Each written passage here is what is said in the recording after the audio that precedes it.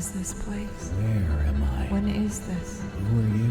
Why are you here? What am I? Why am I here? What are you? What are you? Why am I here? What am Why I? are you here? Who are you? Is Where this, am is I? this Who am place? I? What happened?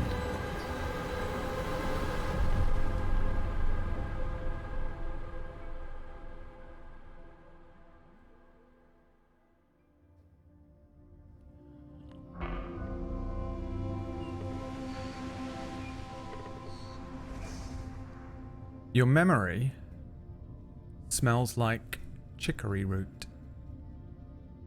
It smells like hibiscus. It smells like salt spray, sandalwood, and saffron.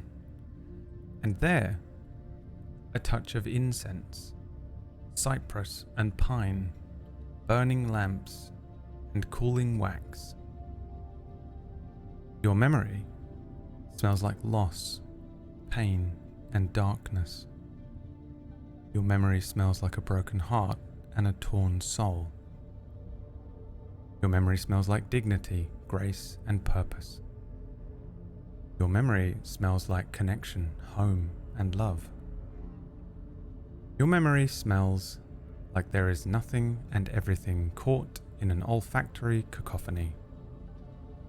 In this cacosmia, a smiling, wrinkled face, a crying grey reflection, a tumbling child, and a simple, startled fish swimming into the depths. Upon touching the rock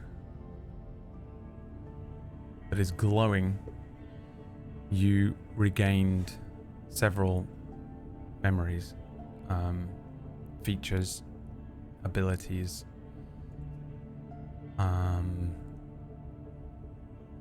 vague understandings of yourselves and purposes.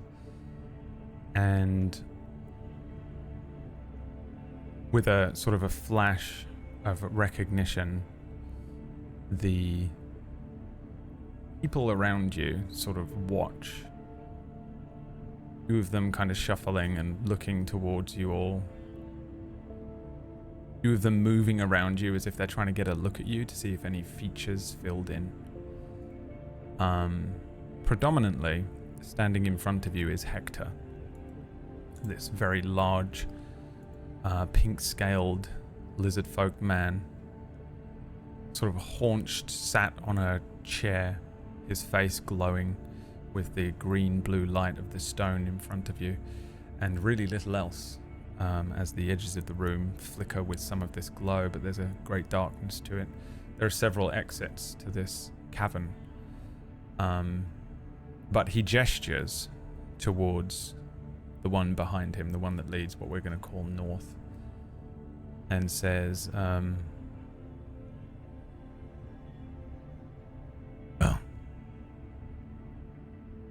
any skills that we can use?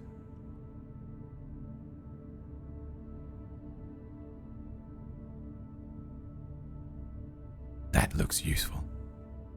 he points to the cutlass on your hip, blue, and at the quarterstaff. They feel familiar in my hands, but I am fast.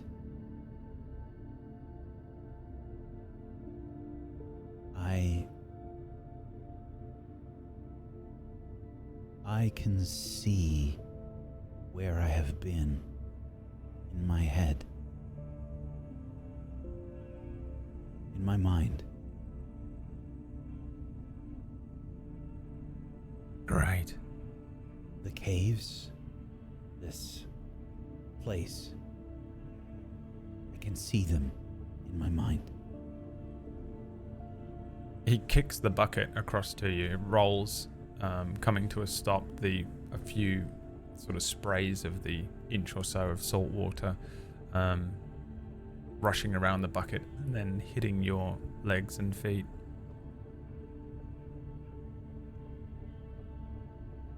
Suppose that means you need to figure out which one of you is going to be carrying the bucket. I'll immediately go over and pick up the bucket. Maybe slowly, though. Fill that up.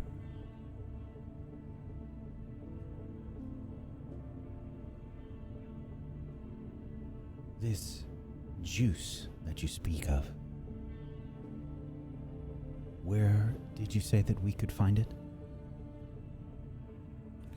He cocks a sort of a thumb over a shoulder and points towards the tunnel behind him.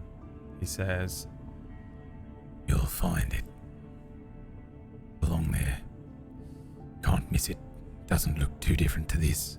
Gestures to the stone. Be one of the only things lit up.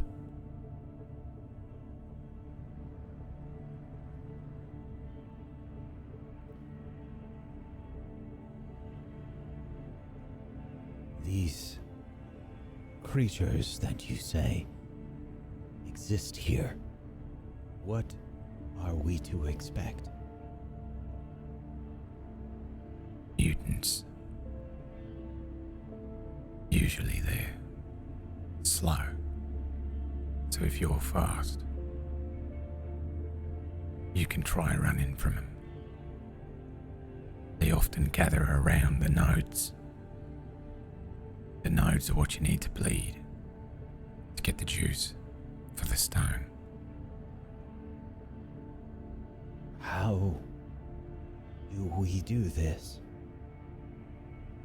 Couple of different ways. Depends what your skills are, suppose. Some of them, gestures to some of the people that are kind of cowering behind you. They understand the magic. Figure out the rhythm.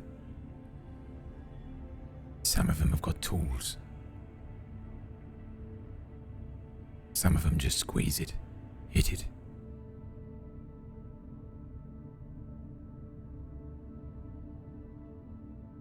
Get the juice out. However you need to. Then make your way back before more of the mutants get you.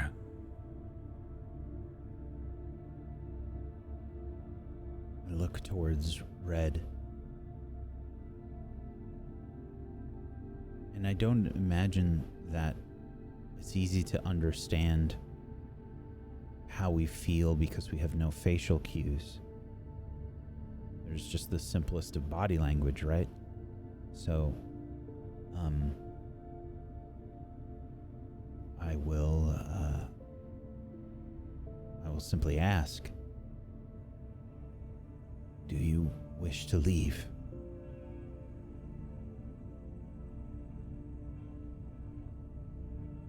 And even though we don't have distinct facial features and expressions, like you said, I still imagine we have kind of brow bone, which would kind of raise, some things around shift in our face, but maybe you can't see, obviously, my actual eyes or anything like that. And I don't think I have a nose, so that's a little strange, but I will raise my eyebrows a little bit and, or my brow, and I'm thinking, I wait for a moment before I say to collect juice or away from them.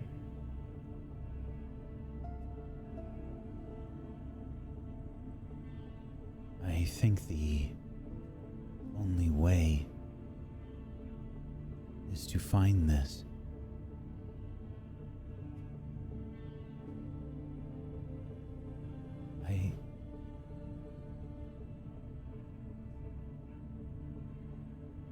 I wish to know more.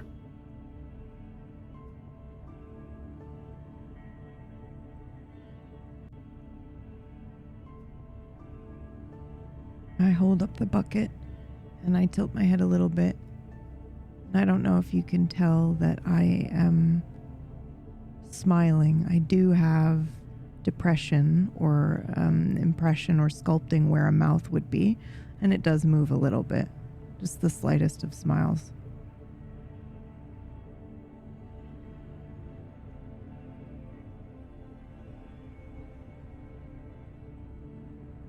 Well, I hope you remember how to use that. I do not. Maybe you will when the time comes, should it come.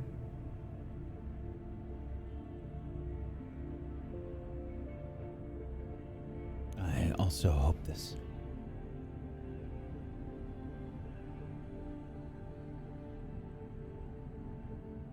I will begin to look for what they spoke of, what Hector spoke of. I don't know why my camera's doing this. I'm going to try and restart it. But I'm going to look for what Hector spoke of as the entrance for where to find this juice.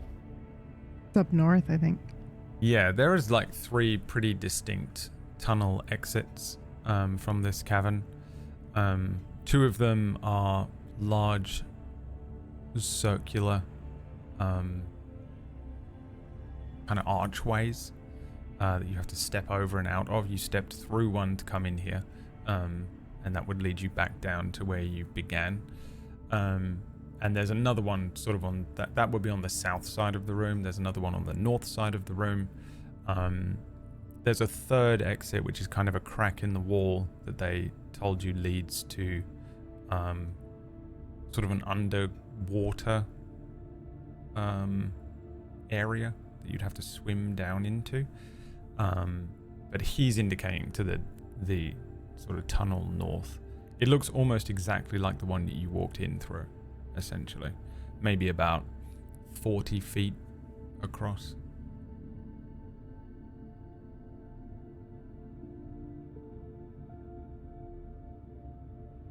I will make my way there and look towards Red to see if they follow. Absolutely.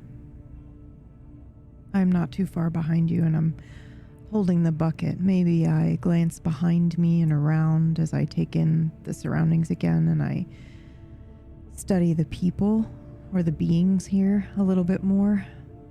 Some of them who have features and some who don't. They all have more features than both of you.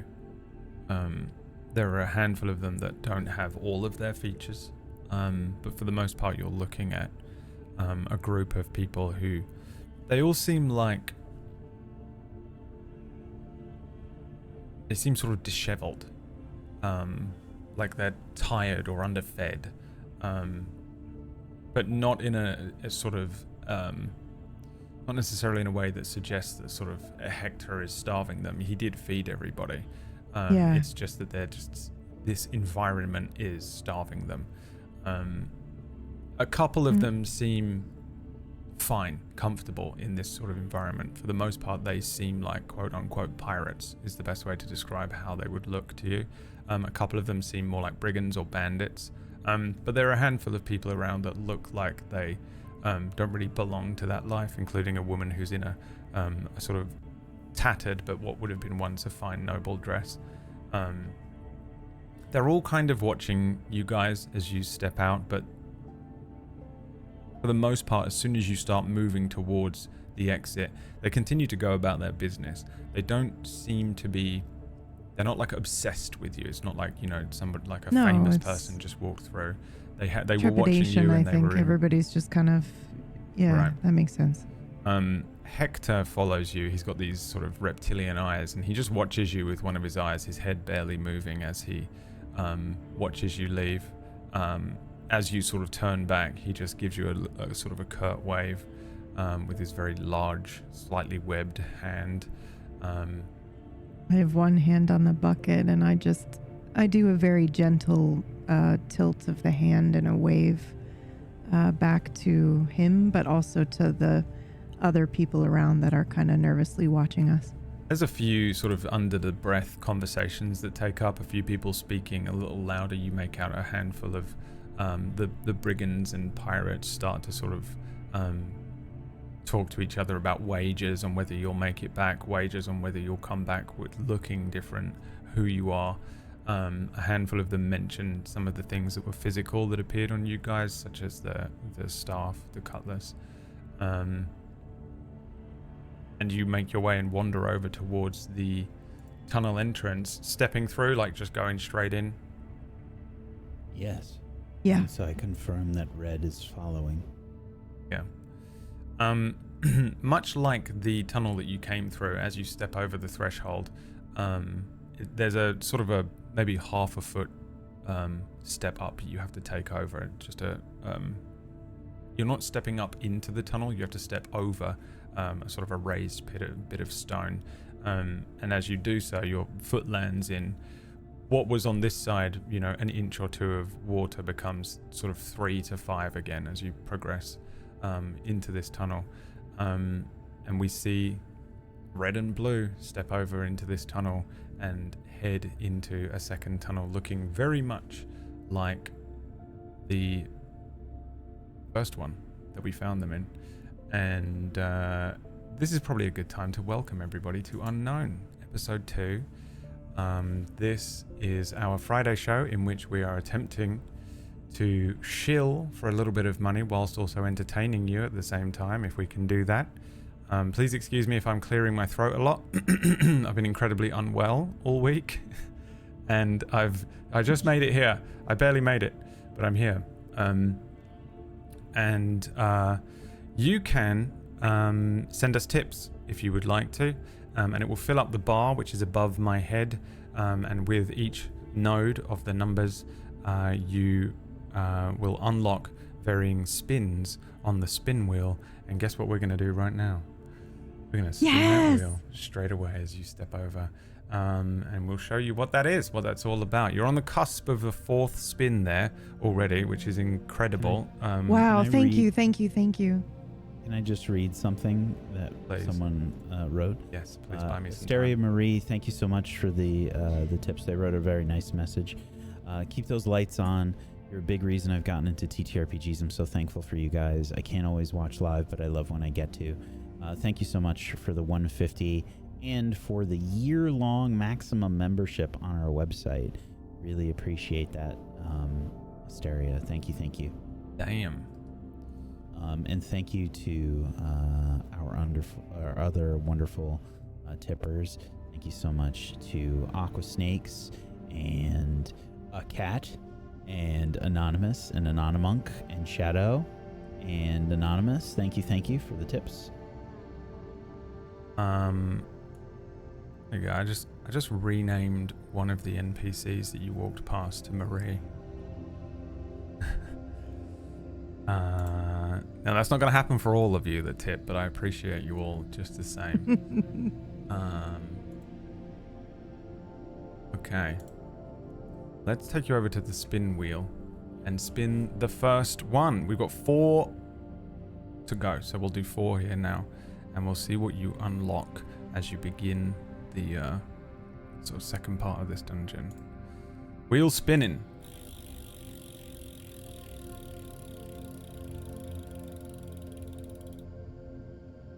PB, you get your HP. Yes! That is hilarious. Unbelievable. Last week, there was a moment where we sort of recognized, between last week's episode and this one, somebody brought up in the Discord that PB should be, if HP is an unlock, PB's HP shouldn't have been 17, which it was during the sort of short combat you did last week. And that it should in fact still just be 10 because you need to unlock your HP, which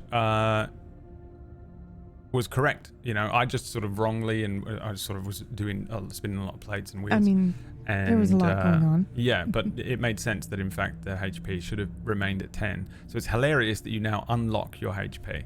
Let's find out what your HP is. I felt bad. I was like, I should be dead then, I think. Yeah. Well, so you currently have 10 HP, which went up to 17, but then we realized was wrong. So I brought it back down to 10. But your HP is actually 51.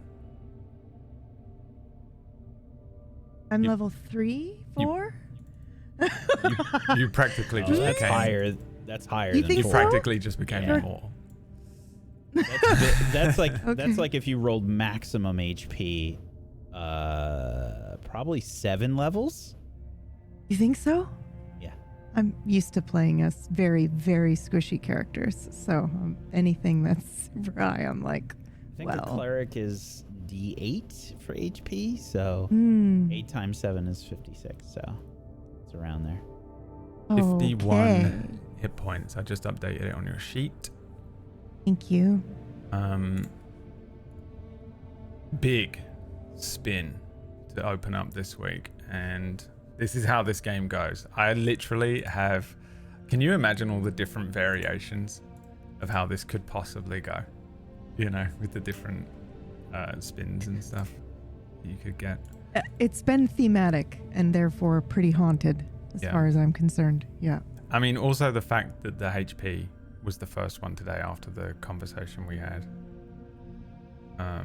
is really bizarre. Give me 1 sec, I'm just removing it from the wheel, but it ain't doing it.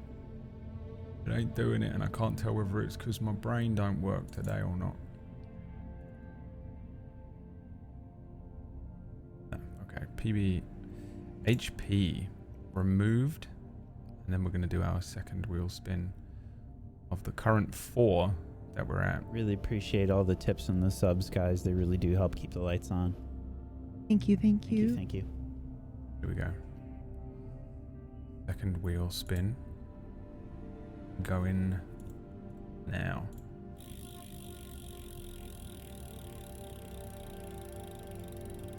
Two of 4. PB's int score. Oh, no. Oh, no. Devastating when you find out it's still 8. Yeah. Your int is 12.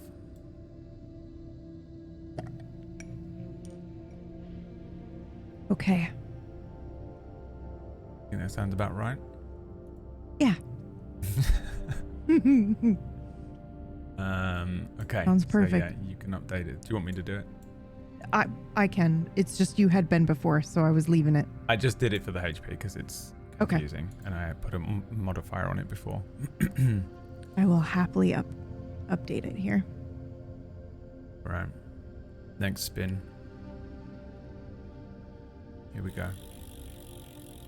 3 of 4.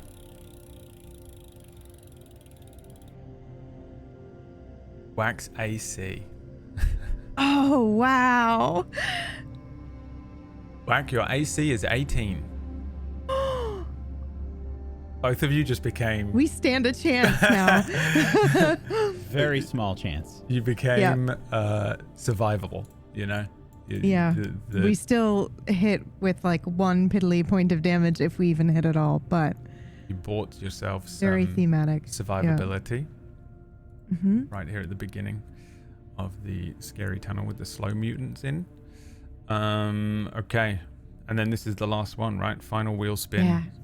Yeah.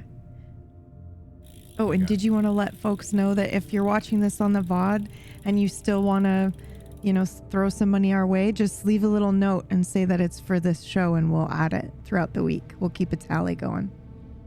Whack, you get your Oh my wisdom gosh! score. Yes! Scores are so good to unlock. Your wisdom score is an 18.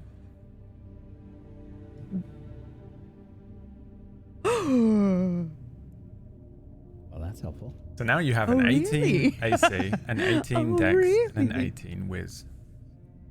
I was not expecting that, but I also kind of maybe was. I mean, that sounds monkish. Yeah. And it'd be hilarious if he had done that to you.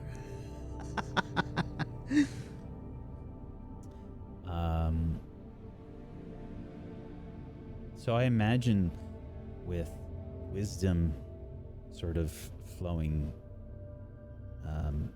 through my body, I interpret that, I think, as confidence or wariness based on the situation. So I feel like with each step that I take I grow maybe more wary of the surroundings, and I will be much more mindful of what is happening around me as I move.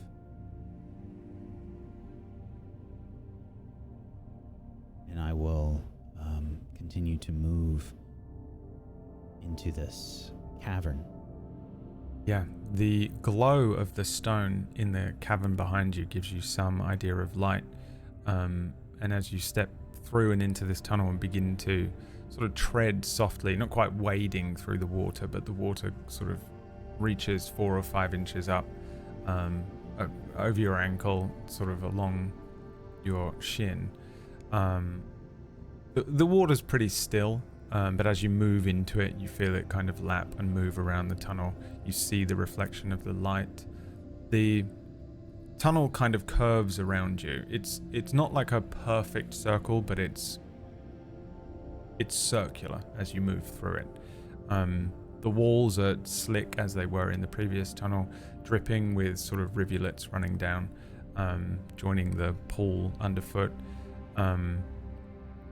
The air in here is pretty heavy. As you step out of the room with the stone in and into the tunnel, you pretty quickly begin to notice that whatever small amount of heat the stone is giving off is lost, and it becomes pretty cold pretty quickly.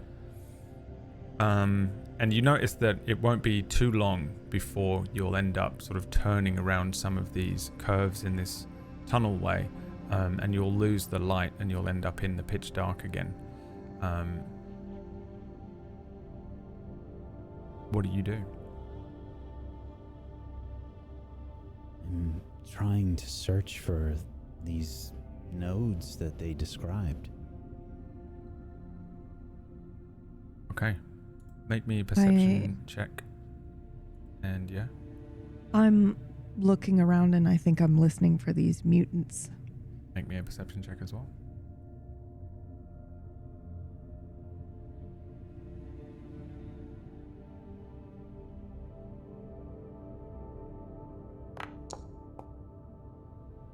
$11.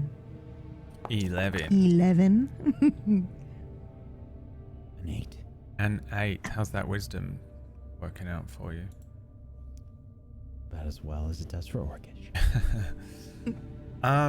Yeah, the sort of soft steps and splashes of water as you make your way forward are really the only sounds that you hear down this tunnel immediately. And at first, you kind of really only hear your own sounds of your own footsteps. The rivulets of water that run down the walls will sometimes drip and create a sort of a continual dripping sound. And you will catch just every now and then the sounds of some of the people behind you that are in the camp, maybe making a noise. No. You. It was Boo Boo. Oh. Is that what's been doing it the whole time? No. Oh. No, but he can't get up and fix it now Oh, because Boo Boo's cuddling. He's gone already.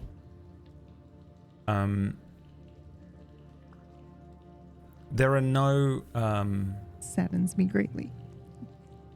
obvious standout things that you might be looking for here, other than the sort of plain grey stone walls, the glow of the green blue from the stone behind you fading as you move further and further forward, the sound of the dripping walls, the sound of your own footfalls.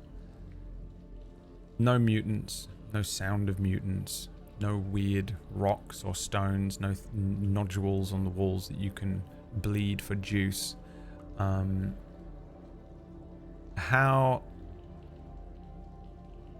long or how far would you go? Again, after maybe 5 or 10 minutes of walking down here, you're going to end up in like complete darkness.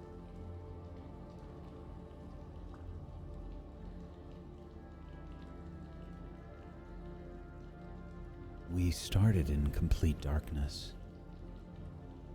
So I half expected that to be our journey as we continue through. I don't think it would put me off as of yet. I think I would just slow down as it begins to get dark and wait for our eyes to adjust as best they could, probably.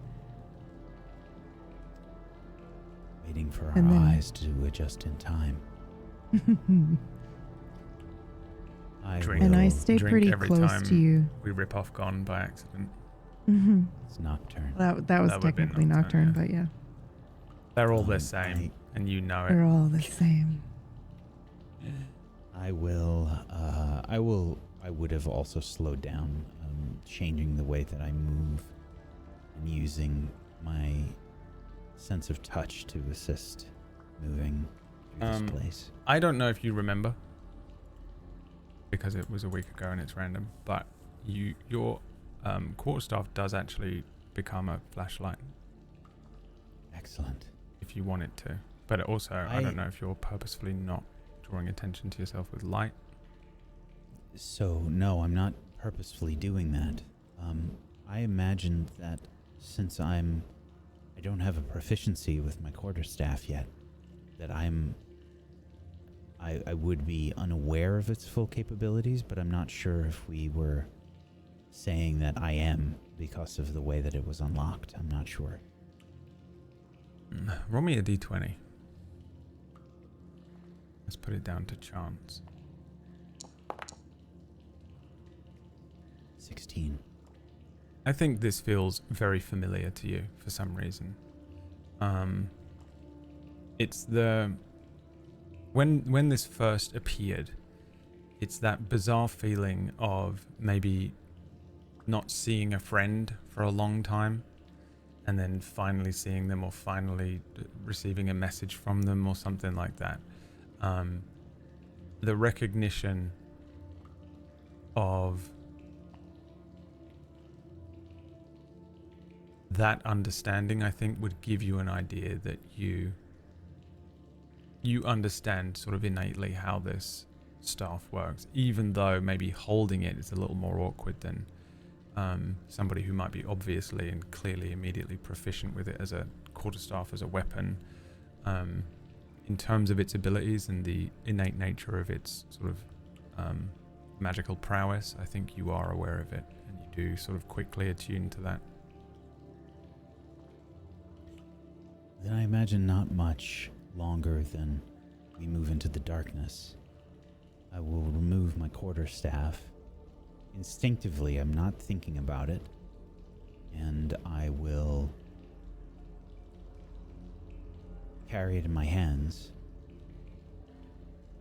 And this will cause it to emit dim light, green in color, out to 10 feet. I am slowly watching you as you handle this quarterstaff. I think everything that I'm doing at this point is slow and deliberate and studying you. I think it's interesting that maybe an hour, 2 hours ago, not sure how long it's been actually, we could barely speak, and now you're using a tool very efficiently. It lights up the hallway. The immediate 10 feet of light, again, kind of a green hue, not too dissimilar to the one that you were just walking out of. But then some of the reflections off of the water along the ground, off of the walls, I think extends that 10 feet a little bit ahead of you, and somewhat behind you as well. You have now the ability to see your immediate surroundings.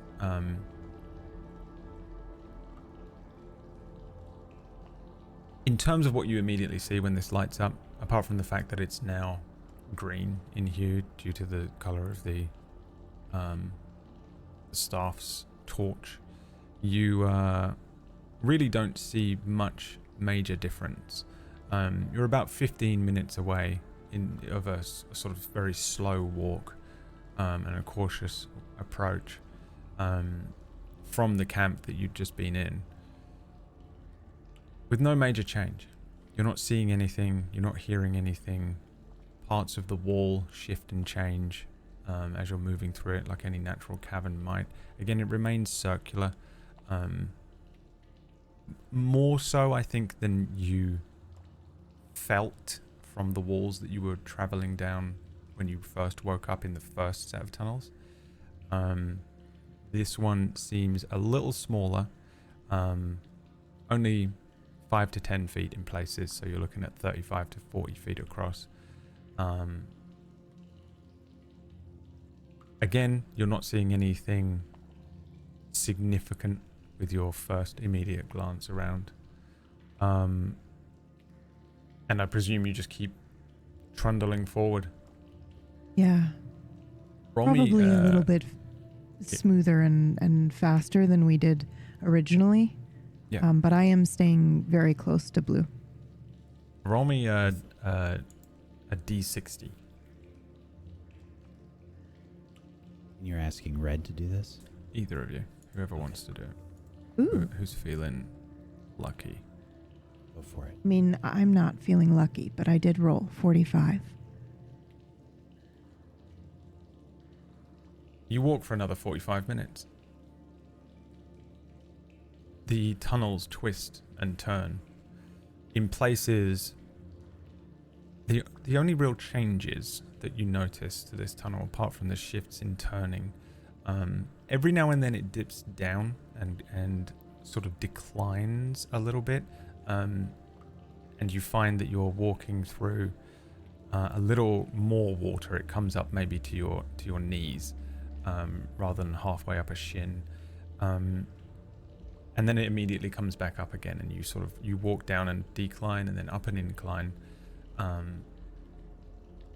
A few places there are cracks in the walls, not big enough to move through or to even see through, but maybe you run a hand over it or maybe try and shine the light down into these cracks, and they just seem like sort of natural fissures in the wall that have broken in places. But the further you move through this tunnel over the course of this hour,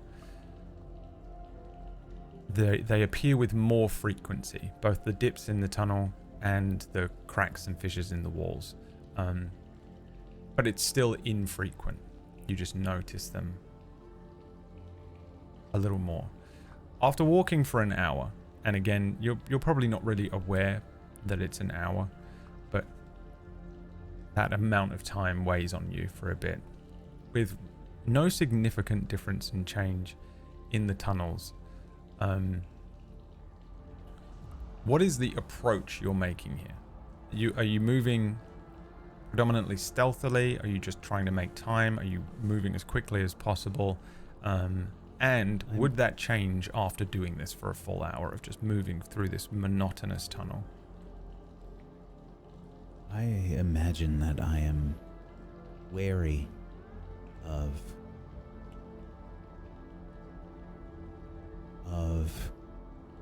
creatures that we know nothing about. We simply were told mutants, and I believe they said slimes. So I think without knowledge of those things, I would be moving with purpose and with a with an emphasis on making sure that I've sure footing. But I don't necessarily imagine I'm moving stealthily and more cautiously. Is what I would suggest. I agree with that. Very cautious, not necessarily going out of my way to be quiet. I also think boredom is learned, so I think I keep the same pace. We're too new, I think, to not enjoy all of the things that we are seeing and smelling, even if it's the same. Make me stealth checks. You're not necessarily moving extremely stealthily, but just for the sort of idea Let the of dice moving. decide how stealthily we're moving. Yeah, just to give us an idea of 7. chance. Wow, 17. Wow, the guy with a +4. The fate is... Because I believe that to roll well, you need confidence in who you are as a character. Well, okay. And I don't know my character yet. Right. And PB is used to living in a fog of amnesia with only 3% of her Mhm. memories. Mm-hmm. Who am I? You don't know. No.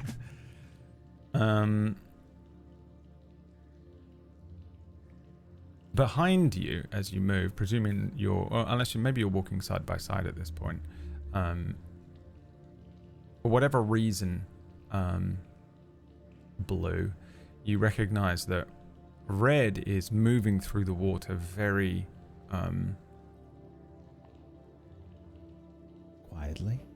quietly, but it's almost as if the way that Red's footsteps move through the water are purposeful. The same way that a fish can move through water and not create much of a ripple effect. Red's legs are sort of doing that, sort of almost unnaturally. Whereas yours are moving through the way that any average person might move through water, even cautiously and carefully. You're not stomping through it or anything like that. But it's generating more of a splish splash situation. Roll me an intelligence check. Are you asking me? Yes.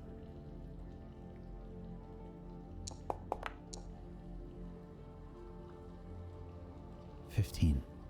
You could potentially copy the way that Red is moving through the water if you would like.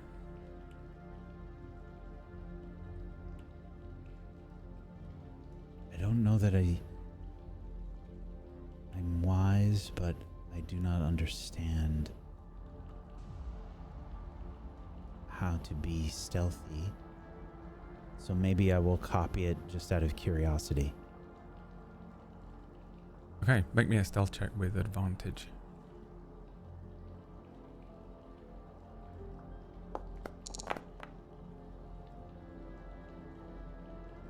$16. Almost as good. The first few steps are awkward as you're sort of watching and then applying that knowledge to your own legs, looking back, seeing Red's legs move, maybe not drawing too much attention to what you're doing before then just sort of taking on that sort of similar gait as you start moving through the water. It's almost like that scene in Dune where they learn how to walk across the sand. As you sort of do this through the water, and you notice pretty significantly there's a lot less echoing of the footfalls and the way that you're moving through this water as the two of you begin to move through the water much more quietly. When you hear the first sound that doesn't sound like it's coming from you or from the walls, and it sounds like it's coming from the tunnel up ahead, there's a sort of a rolling splash, and then maybe 30 seconds later there's sort of backwash that runs down towards you, and the water raises a little bit, splashes against your shins. There's a sort of a low rumbling moan that moves down the cavern as well, that immediately doesn't, it sounds like a person more than an animal, but it sounds sort of uncomfortable. Do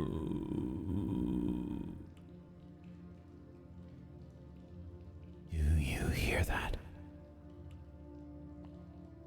And I nod, and then just realize when I realize you can't hear me or know what I'm thinking, I just reach out just almost to touch you, because I know you probably can hear or feel that that's about to happen, and I don't say anything.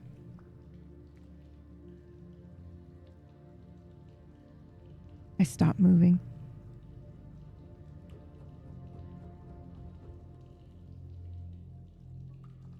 I will hold the light up to see if I can see what made the noise.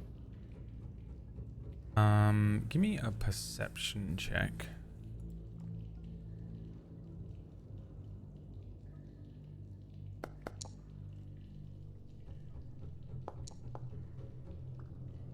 Our dice knock into each other. 9. 9 and 7. The two of you, the light goes up, but it gives you a little more distance. Again, with the reflections on the water and the walls, it does extend this glow a little bit, but you don't see anything within, 15 feet? You have 10 feet of glow. You get about an extra 10. 5 Yes. from the reflections, so about 15 feet ahead of you. Nothing in the immediate vicinity, but I'm going to roll a dice of my own here. Apologies. Did we have a Yep. long rest before we set out? Nope. Okay. You just started going. You each hear pretty quickly the sounds of splashing and movement. The sounds of these groans echoing down the tunnel. There is a pretty distinct sound of movement as something begins shuffling ahead of you. The water begins sort of rippling down the tunnel towards you as well after about 20 seconds. The water is moving down. Careful. I think something is near. Mutant or slime? I do not know.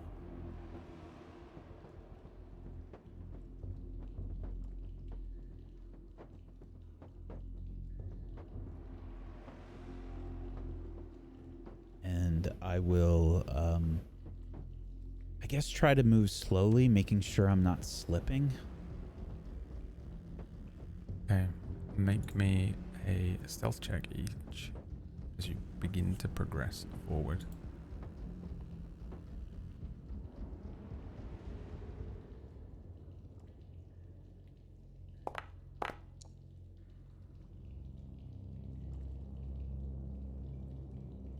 A 6.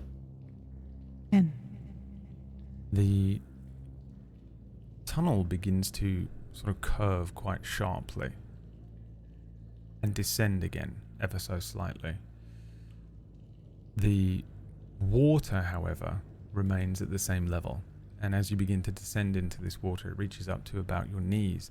As you begin to sort of move around this slow angled turn, a second source of light is being reflected off of the walls and the water. Another green blue glow. It doesn't seem quite as powerful or as strong as the stone that you had seen in the previous cavern, but as you round this corner, you find that the opening of the tunnel here widens significantly. Again, you're sort of up to just under your knees with water, and you can see that as you sort of round this bend, you're coming into a second source of light. There's a significant amount of shuffling from within this room, 20 feet away or so from where you are. As you round this bend, you can make out that there is something moving around slowly within the water. Every now and then, these kind of low guttural moans. And the water again kind of moving and rippling down towards you. In this tunnel, in this tunnel there's only one way forward, right? Yep. and the sound that we're hearing is coming obviously further down the tunnel. Am I able to cast a spell on the other side of said whatever sound that is? I guess it depends on the spell. What spell is it?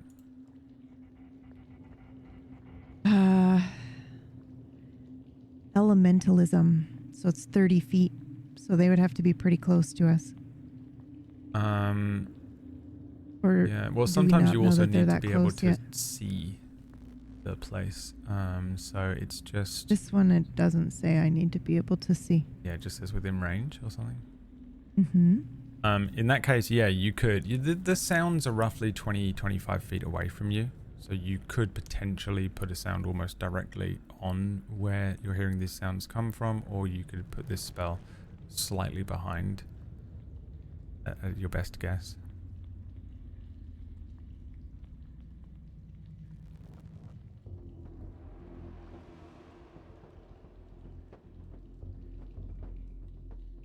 I'm trying to think of what he told us about these things.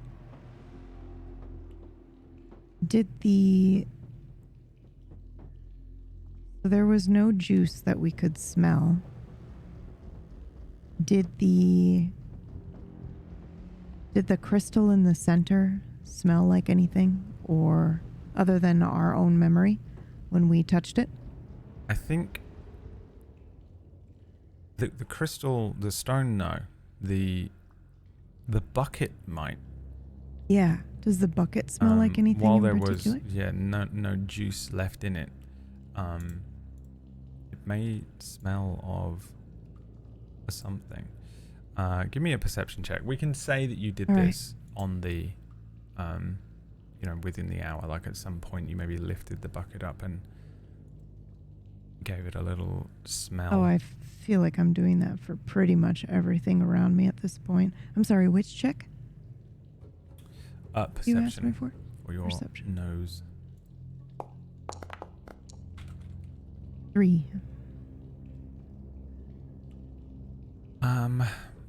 The smell is extremely faint. It's so faint that it's hard to even make out over the scent of the salt water and the smell of the wood of the bucket itself, even the iron that are sort of making up the bands and the handle of this bucket. So you get a confused sort of set of scents. There's a sort of the earthy, woody scent immediately. There's the sort of metallic iron scent. But there is a slightly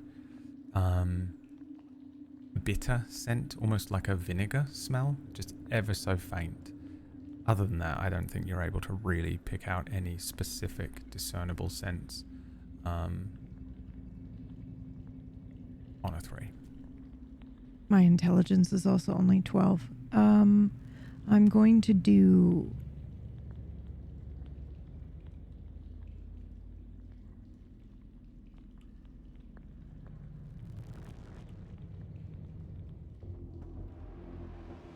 I'm going to do sculpt element, I think. So you cause dirt, sand, fire, smoke, mist, or water that can fit in a 1-foot cube to assume a crude shape, such as that of a creature, for 1 hour. And I'm going to put it behind it, and really all I want is a rock, and then it falls into the water and makes a sound. Okay.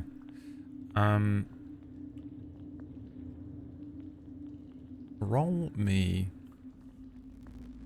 Let's just go with an Arcana check. And this is more just to sort of...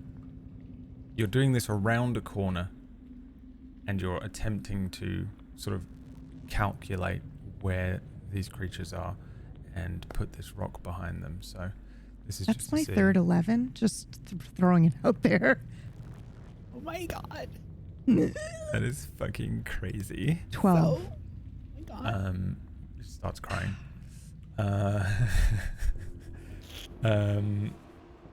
All I can think about every time she does it is that scene in Lord of the Rings when Aragorn goes, "It cannot be." Every time you roll a 3 or something and you're like, "This is unbelievable." A rock, out of sight, is manifested and dropped into the water. What do you do when you cast this spell? What does this look like? We don't see the rock and we don't see the magic. We don't see the spell, but what are you doing on this side of things? And this is a cantrip, right? You got cantrips last week. Yes. It's a verbal and a somatic component cantrip. So this is so interesting because I usually describe my spells based on, you know, it's like intrinsically related to the character and what the character is doing, or, you know, cleric, like who I worship. But I think I immediately bring my hands close to my mouth and do a type of sign. You said it was verbal and somatic, correct? Yeah, so I sign and then I say something in a language I don't even recognize. Cartoon.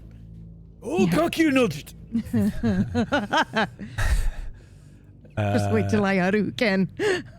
Yeah, you create 7 shadow clones. Yeah. You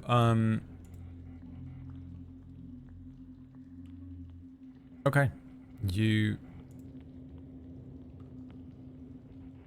generate a rock here, and it splashes in the water.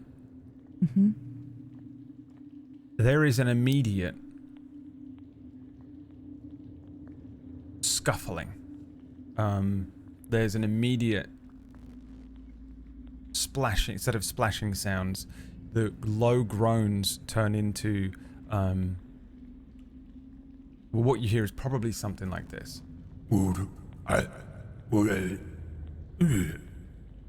Almost like words, but not really words that either you recognize or they are just sort of exclamations. The splashing and strange sounds die down for a second, and then there's the sound of sort of a chaotic set of splashes, and then they die down again. Then you hear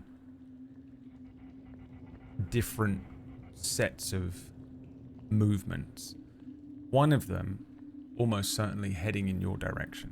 The sound of water being sloshed through very slowly, but heading in this direction.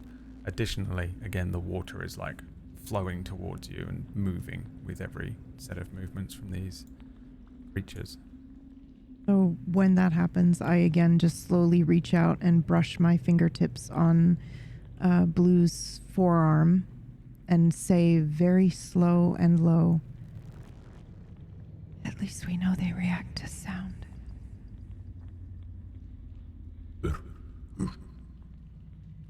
I do not know what the Leviathan asks of us. But if this creature seeks our deaths, are you prepared to kill it?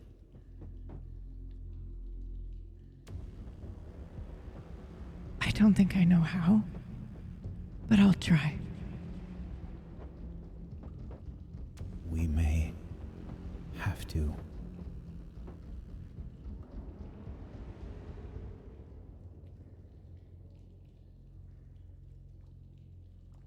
As you say that, the light of the staff is sort of catching the edge of one of these walls, and a hand moves its way around the wall. It is a very large looking hand, but it has these strange bulbous knuckles. They're almost like growths on the end of its knuckles, mismatched in size. A face moves its way around the wall. Behind it, there are additional sort of guttural sounds that are following this creature as the first sort of features that you see on this face peer around the corner. It does have eyes that open wide to look at you, but just to pause for a second. This thing looks bizarre. You are looking at a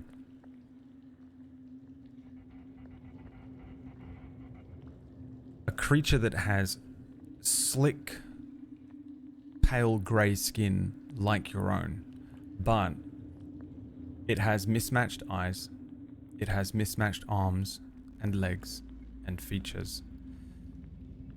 The sizes of the different features on this creature are all out of whack. Its neck is bigger than its head. One of its shoulders looks like a pauldron, the other one looks sort of broken and twisted. The one side of its torso is bulbous and kind of obese, whereas the other looks skinny. The legs are twisted and extremely thin down to the feet, which are completely, they look like they belong to a completely different creature. One of them has sort of a large webbed, almost like a duck foot, whereas the other one almost comes down to what might look like almost an elephant's foot with a horrible protrusion on the front of it. Out of its side is a flicking tail, and it opens its mouth, and inside are several rows of teeth. One of the mismatched eyes is just a big glowing ball, whereas the other one looks like a perfectly normal human eye, almost certainly blue in color. It turns this corner, it sees you, you see it, and it immediately screeches, and you are pulled into combat. Now, I am going to bring you over to a battle map, because these creatures are attacking you. Reacting to this thing, regardless of how you react to it, it is rushing at you. Now, I'm going to bring you in to here, and you will see that, I need to give myself permission to see this stuff on the stream. I also don't have my vision. So here's the thing, I didn't know what vision you'd have. So this is going to happen every time we do any sort of dark lit combat where we have to sit and configure the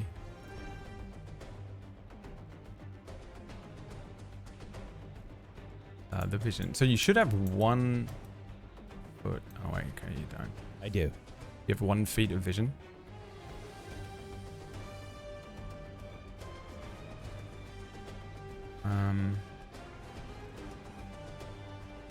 Can you see now? Nope. He'd be so happy. I also can't see, but I expect that that's normal. Well, I can see a little. You should be able to see your own token, Yeah, I think. I can see my own token, but I also You can see your own token. Scroll, down. Yep. Weird. You should also be able to see light. I can see I can see the light source as well. Yep. And you can't whack? I can see the light source, Okay. but I cannot see my accurate vision. It's not up to 10 feet. Yeah, because I didn't know you'd have the staff. So I can give you 10 feet of light. And I'm actually going to give you a little more. This is a great track. There we go. Okay. So, you can now see and control your tokens. Yes. Yep. And you see yourselves and the node ahead of you, which is lit up. Okay, great. And that's going to happen until you unlock your own vision stuff, I think. Ahead of you is 1 slow mutant. And I'm going to say there's another one that you might be able to make out right on the edge of the vision of the node up there. I'm going to add you to the turn order, and you should be able to roll some initiative.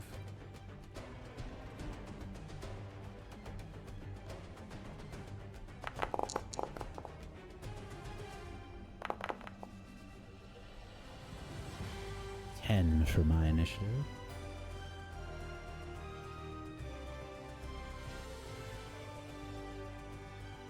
Okay, did you roll PB? 11. She's gonna freak out. She's not sleeping I'm tonight. I'm dreaming. Okay. The first creature to react to predominantly to the screech is one of the slow mutants. That is, for the map doesn't really account for the turn as well as I was hoping it might, but there is one of them. You hear the shuffling of another one of these creatures, and it screeches in response to the first one. This thing starts sort of just bolting towards where you guys are. A second one appearing maybe on the very edge of your vision, maybe not. Yeah. And then it is Blue's turn. Okay.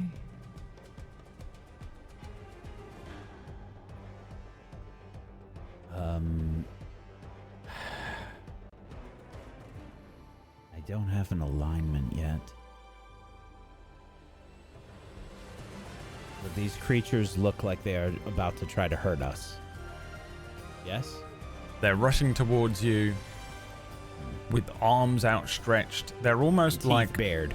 Yeah, the one that you can see is rushing at you. They're almost doing the 28 days later zombie type sudden rush as they move suddenly very quickly towards you. Again, all three of them look very different from one another, but all of their features are completely like, it's like they hit randomize on a character customized game. Okay. I will ready my quarterstaff and probably rush forward and attack the closest one. If they have teeth bared, I see that as like hostile, I think. And I am going to try to protect myself, which just looks very... I'm naturally dexterous, so I imagine like I'm very lean, and like I have I move gracefully, kind of naturally, but I don't know what I'm doing with this staff. And I will just try to strike at it, and it's probably like a baseball swing, you know? Like I'm not like holding it the correct way or anything along those lines. Yeah, no just form. a baseball swing. Yeah. Just right. swinging like a club at this creature.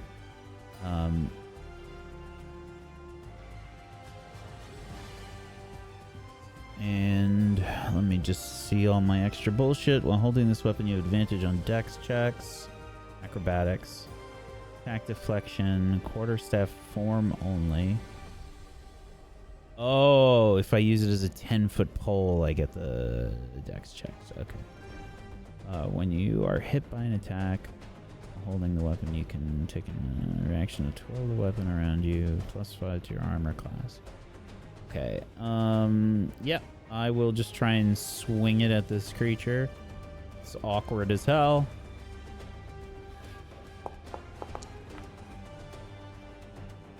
That is a 12 to hit. A 12 will hit.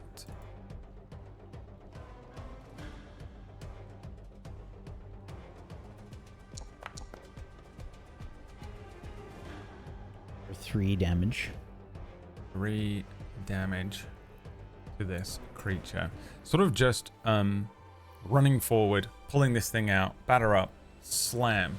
There's a sort of a low, sickening thud as this staff strikes the creature. The staff is incredibly sturdy and powerful. You've been feeling nothing more than like stone, but this thing is reinforced. It's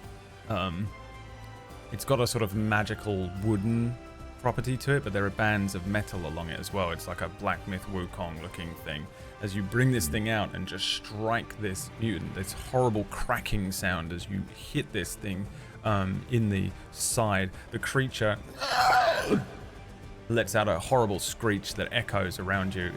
There's been nothing but very quiet movement, maybe a few bits of conversation between the two of you and the dripping sounds, and then suddenly this thing is screeching directly into your ears as you hit it.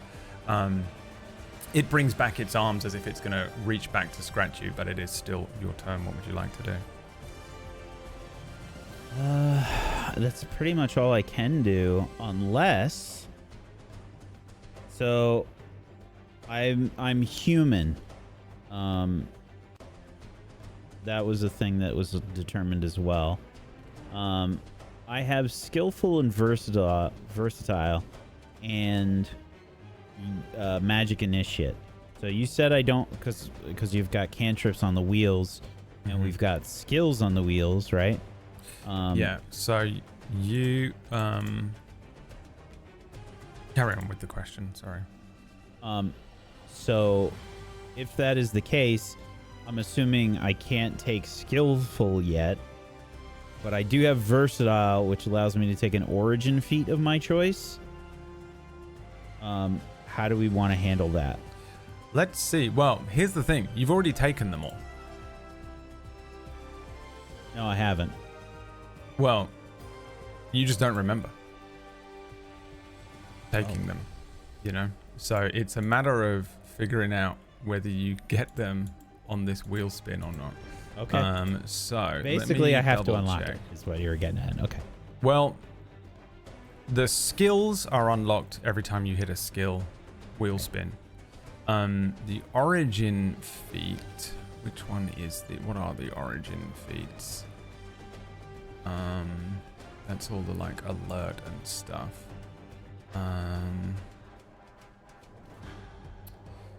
That one not the magic initiate one? Correct. Okay, so that was your origin. So you do have magic initiate, you just don't have the cantrips. So you have the feat without the cantrips attached. Skillful is the same thing. You have skillful, but you don't have the skills unlocked. You know what I mean? Right. So you do have. I get three. I get three things. So yeah. You get resourceful, skillful, versatile, and magic initiate. So versatile is another thing that I get to get, basically. And they recommend I take skilled, which is different than skillful. Oh, what's skilled? Hold on. Skilled is I get another proficiency, basically. I think.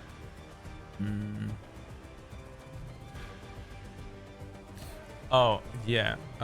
So so you do have that. What did you unlock last week? Did you unlock any tools or anything? Cartography tools proficiency, dexterity 18, my weapons, human, my ideals.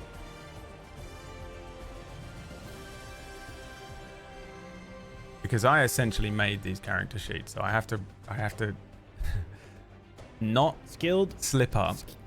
Yeah, if I were to right, and if I had already chosen skilled as part of the character, then that's 3 skills that I get proficiency in. Yeah. You have... Oh, wait. No, I see. Yeah, I don't... It just says skilled is recommended. But you have... I have versatile, so I get to choose an origin feat normally. Yeah, which is magic initiate. No, I get that from human. I get another one. Every human gets magic initiate? Yeah, apparently. It's listed under the human stuff. Oh, never mind. You are correct. Sorry. You are correct. Yeah. Okay. Magic Initiate is apparently the chosen one. Bear in mind as well, viewers, while we have been playing the 2024 D&D 5e rule set for the last 6 months, 8 months, I wouldn't say any of us know what we're doing yet. It's for shill shows. It's like it doesn't. Yeah, and they're all like this. D&D. They're all messed up and weird. Yes. So it's like You also have to. You God also is have to speaking account. to us I know. I'm sorry. You have to account for the years and years and years of the other version stuck in our brains. oh, it's drilled into So, my brain. It's so yeah, hard for me yeah. to learn new things It's when like they're that. really close to a previous thing, like rewriting a CD. So yeah, my brain it's can barely- overwrite. Yeah. Mhm. So here's like that what with me for 3.5 and now 5e and Yeah. now 5e 2014. What or 2024? So what you have, Wack, is resourceful, versatile, Yeah. and skillful, and then your origin feat was magic initiate. So we are correct on it. So that's it. Unfortunately, yeah, you don't have any of those things. Well, resourceful you could use. Right, and that's that is it for what I've got then. Okay. All right. Next is red. Okay, I am going to cast a cantrip. Okay. Another one. Yeah. Not sure what else I can do, and I'm not sure how well it's gonna go. Well, you can do these things. You have cantrips. I am going to Hadouken. I'm gonna cast Firebolt. Okay, and it's literally a Hadouken that we're witnessing. Well, I am gonna do some somatic and verbal components, but And is the somatic Hold component on, I'm Hadouken? thinking. And no. the somatic is the hands? I think I'm saying something in a language I don't recognize. I don't know if I think it's guttural sounding though. And then again, I do something very akin to sign language before casting this firebolt. And I think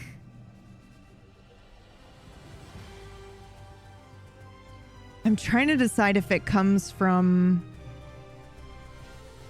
I think it comes from behind them. And I think anything that's close, I guess they're somewhat very close to us. So we feel the heat first as the fireball, as the air around it is being transmuted into fire in a ball shape, and then it strikes it. Yeah. Or bolts, I guess. Yeah. Like a lightning strike, yeah. This ball of flame appears, briefly lighting up the area with a different color. So far, the light has been greens and sort of turquoisey blues. And then suddenly there's a warm light that ignites and then rushes forward. Which one are you targeting? The one up top there. Oh, it animated! There it goes. 7? 7, I think, is a miss. Yep. Firebolt launches through the air. Maybe it takes you by surprise almost. The two slow mutants that are in front of you that you can see in the light cast by the staff are immediately, their eyes just instantly are drawn to it. The sort of predator sense in them is activated as they follow it for a second. The one that it's aimed at doesn't even realize it's aimed at him. The light launching past him. The second one is significantly smaller than the first. Kind of a small, stocky body. Very hairy. A lot more hair than you might expect. Similar pale grey skin. But very small little eyes that are sort of sclera black. You also notice that this creature has scales running down its arms. However, its legs look extremely thin again and end in almost hoof-like appendages at the bottom. This firebolt launches over the slightly smaller of the two creatures, and before it even hits the back wall, it fizzles out. Want to do anything else? I will move back. Okay. Ignore that it's red. In drags where you were dragged onto the thing. Okay, slow mutants. Further scuffling and shuffling of water as a third slow mutant rushes in, I think just sort of pushing past the first one. This one comes running in on 3 limbs. Its 2 back legs kind of thick and human-like, completely naked. This creature comes rushing forward, but the top of its body is enormous. It almost goes from a set of human legs into like a bull or an ox.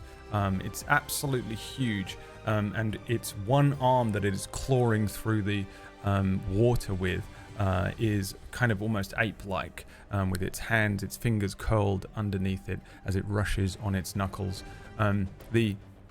At first it looks as though it doesn't have a second arm, but you recognize that it in fact does. It has an absolutely tiny little wing, like the wing of a sparrow, that is just sitting, protruding out of its right shoulder. The head of this creature is predominantly a very blank looking skull, with 2 very large sort of human looking eyes, and then wisps of strange hair coming out of its head, with 2 little horns just poking out of its forehead, tiny little nubbins of horns. However, the thing is absolutely terrifying as it rushes towards you, Blue. The creature is going to attempt to slam into you here, rushing at you. It just launches itself at you. And that is a 13. Which is a miss because we know your AC is an 18. How does this miss you? What are you doing? I think because I am very lithe and I have a natural inclination to being quick, that the creature moves so slowly that I just back out of the way of the attack. I just lean back. Yeah. It's simple and quick. Yeah, I think it just launches past you. In fact, I'm just going to put it to here, since it just barrels past you. You move out of the way, but it expects to hit you and rolls into its own shoulder. There's a splash of water as it slides in behind you, rolling over and falling. This one is prone, I think, because they are not sort of dexterous and lithe in that way. I think they're falling all over themselves. Pity because we're doomed. I'm really not. This is just what I imagine would happen here with these creatures. Speaking of which, thank you for all of the tips, everyone. We appreciate it. We've got some banked wheel spins for when it is narratively appropriate. Dropping that in there. Yeah, if you want to do it, Brad. If you want to do it now. Mm-hmm. Yeah, the spins will come up. I forgot to mention it at the beginning, but we are going to spin the wheel sort of narratively at the point that opens up and makes sense. We'll cut to the wheel spins and we'll do all the banked spins in one go. I felt like that would be easier when I was building this show than just have them like happen immediately and then we could be in the middle of something crazy and it would just break it. But also it's the point of the show. So I tried to work it in a way that made sense, but I know it's not. I know it's not immediately gratifying like you want it to be when you very generously tip and donate to the channel. And I'm hyper aware of them, and I see them coming in. Thank you very much. Yeah, this creature falls over, just falls into the water. Splash spray launches up everywhere. It begins scrabbling and immediately trying to right itself, as the second one here, I think, is going to attempt to claw at you, Blue, with an attack roll of 10. Another miss. You sort of move out of the way of the first one. There's a clawed hand that just swings at you, and you just sort of move out of the way of that one, I guess, as well. Maybe a touch of that muscle memory from the dexterity kicking in. moving like fucking Neo here, just whoom, whoom, moving out of the way. It's probably quite impressive to witness from Red's perspective. Back at the top of the round. And another one is going to, I think, just come after you here. Attempting to claw at you again. Let's see if this one can get you. Nope. I can't roll. The rolls are attached to my current mental fortitude score, and that was an 8. Another miss. This one sort of, again, this one's smaller and stockier. I think it just kind of, it's less of a claw and more of a kind of a clubbing fist that tries to swing at you, and just misses as it stumbles awkwardly. Again, you're watching these things stumble around very awkwardly. Their bodies are extremely mismatched, so the way that they move, it looks extremely difficult for all three of them in different ways. It's that one guy on TikTok that's just working out his right arm. One right arm, yeah, it's kind of what it's like. They just have you seen these, that guy? That shit's crazy. Yeah, can you imagine? horrific. He's so much more developed. It's crazy. Awful. So their sort of center of gravity is off on a lot of these swings, I think, as well. Your turn, Whack Blue. So I think for this last dodge that occurs, I probably lean back and use the staff to help me maintain my balance, like without really thinking about it. It's just instinctual. I plant the staff into the water and lean backwards away from this strike, and then I will attempt to strike the creature that has fallen behind me. Okay. As it is down on the ground. Also, just as a note, this staff, am I attuned to this? Yes, I think you are. Okay. You can. I wasn't before, and I think I had a little bit of a penalty, but now I am. Right. Yeah, you can be attuned to it.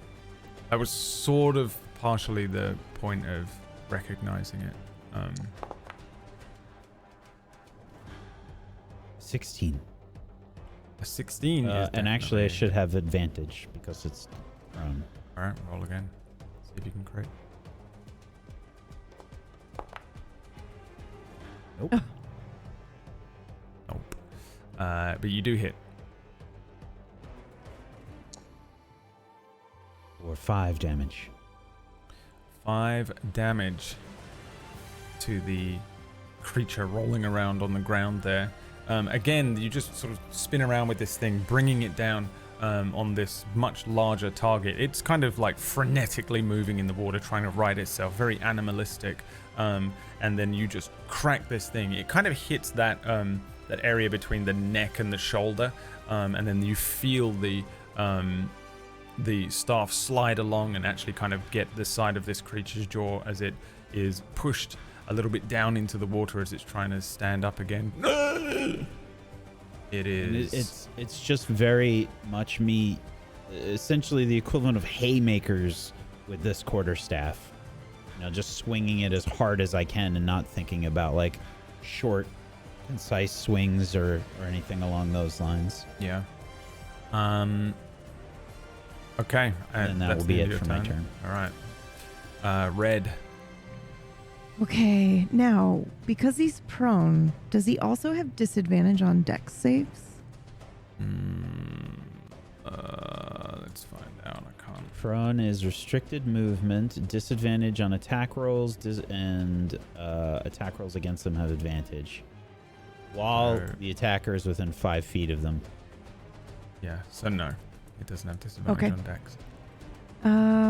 Well, let's hope that your rolls stay the way they have been. And now that I've said it, of course, it will not be the case. I'm going to try something different here. And I'll roll to see if it hits first before I describe it. Or so you have to roll a dex save. I see. Yeah. And you're going for the prone one, yeah? Yes. You go. I don't think I had that one selected, actually, but okay. Well, of course. Pretty high, 15. Yeah, no, that definitely And -2 on that roll destroys. as well. Yeah. So I think I drag shapes with my hands and I start to say something again, guttural, but I fumble for a minute as I'm trying to remember exactly what it is that I'm doing. And I think my own insecurity and doubt about where this is coming from without any memory creeps in, and therefore I mess up the incantation. Yeah. Yeah. Not even a spark of magic. It Nope. simply doesn't happen. Nope. Yeah, it just doesn't. I don't make it all the way through the incantation. All right. You do anything else? You want to move? No, I don't want to be too far from blue. Yeah. Okay. All right. The creature roiling around on the ground is going to stand up immediately. And it rushes towards Red. It begins immediately just sort of scrabbling its way up onto 3 limbs and almost gorilla moving and bouncing away from you, Blue. You can have an attack of opportunity if you want it. I imagine that...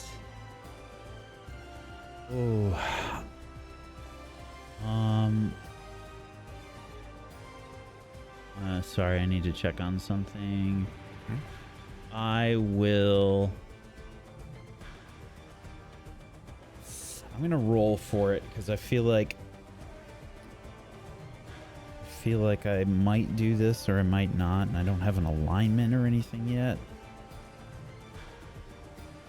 Okay, I will do an attack of opportunity. Okay.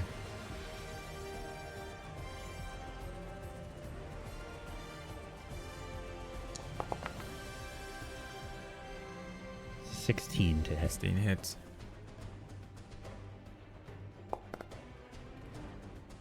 Max damage. 7 damage. Nice. It is bloodied. You strike this thing, probably in the back of the head, as it brushes away from you. It just cries out, but rushes towards Red. It builds up to as much speed as it possibly can, and then leaps through the air. It's going to attempt to slam you. Slam in. Let's see if it can hit you. Oof. 22 to hit you. What is your AC? Is it 10? Yeah. 10. If that. Let's see. I don't remember if it was lower. I even think be it 9. might be. I don't see. Oh, yeah, it's 9. 9. Right. Well, Oh, he is boy. going to deal 9 damage, max damage. Right. This thing just collides with you. You're on the edge of where the light of this staff is able to sort of illuminate the immediate area, and this thing sort of moves in front of it. It becomes just a black silhouette for a second of this enormous, almost ape-like thing that jumps into the air, and then suddenly it hits you. The two of you go rolling backwards, your back slamming into the water and the stone underneath. The creature rolls over you, you roll over it, and then the two of you kind of roll out away from one another. It continues to frenetically scramble back to its feet again as it had been before. You can do the same. You're only Yeah. you're not I cry out mechanically when my prone. back hits the cave wall. I think I was trying to do the somatic and incantation again, and I don't see it coming, and then it hits me and I fly into the wall. I cry out and then I get back up Yeah. as quickly as I can. You may Wipe the be water expecting this to hurt a little more than it does, or some of this HP isn't just health; it's like energy and like like fortitude throughout the day and stuff like that. I've never been hit before, as far as my memory knows, so this is the worst thing I've ever experienced. You got hit in the previous fight, though, yeah, didn't you, that's with a true, bandit? but not quite like this. I don't think. Yeah, I mean, this thing collides. They were with doing you, and it is- purposely non-lethal damage. That was the other thing I wanted to mention. That last week, a lot of people might be like, well, she should be down if she only had 10 HP. So those guys were never going to try and kill these guys. They were actually doing non-lethal damage. And if they got to the point when they were reduced to either 0 or 1 HP, Hector would have called it regardless, which is essentially kind of what happened anyway. But that was always the intention with that. Hector was feeling out whether you had Fireball unlocked, you know. So You could just ask. yeah, but how many people have lied? How many people remembered lying? Mm-hmm. And he's a lizard. That is the end of that creature's turn. You think that's how lizards think? Come on. But learn how to roleplay, okay? Me? Yeah. Oh, wow. It's just a little orcish quote for you there. Okay, so now it is this slow mutant's turn. Yeah, okay. He is going to attempt to claw at you again. I think he's kind of moving around a little bit here, but he is going to attempt to claw at you, Blue.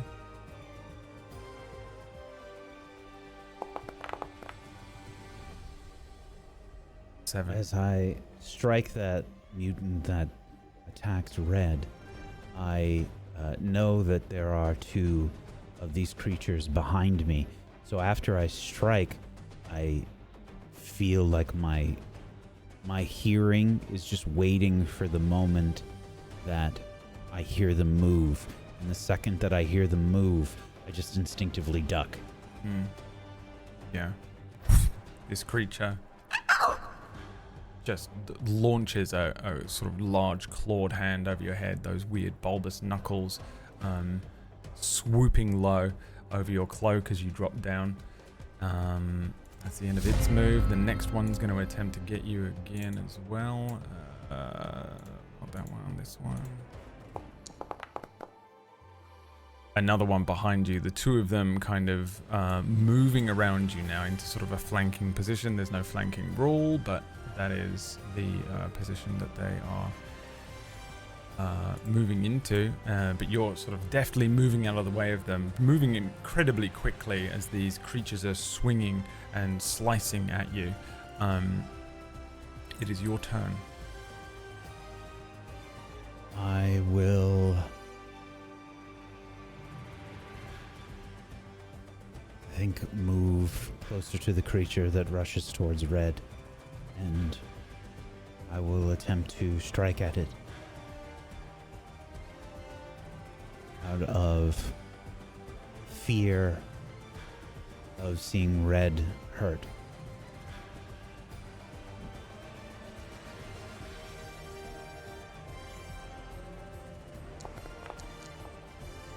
I will re-roll that with inspiration. Okay. That I get from resourceful. I give him inspirations at the beginning of every session because he actually knows how to roleplay, unlike PB. That's a natural 20. Whoa, bro! There you go.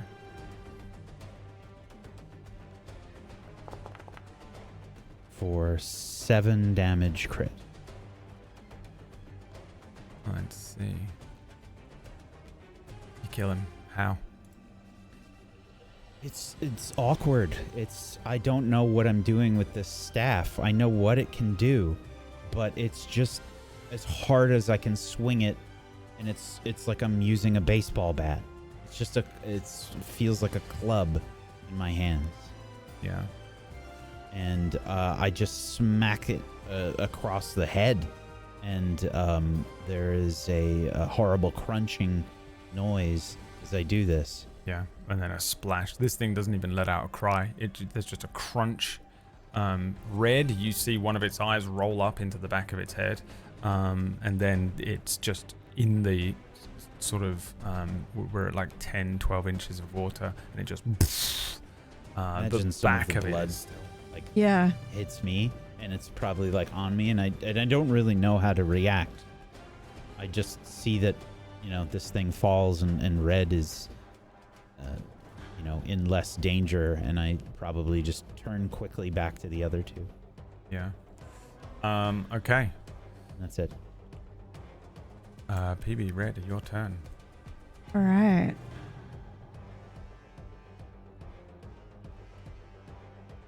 And if you could RP out what you're doing. Yeah. Well, I want to see if I succeed or not before I describe it. Is that okay? Yeah, I'm just giving you shit. Oh, okay. The way I was glazing both of you as role players 7? on my own stream after last week's episode, you would not believe compared to now when I'm pretending to be orcish as your GM. 7 is what you rolled last time, so add that to the Does not hit. thing. If you get 4 Okay. 7s in a row, you do win the entire campaign though. So remember Oh my that. God, stop.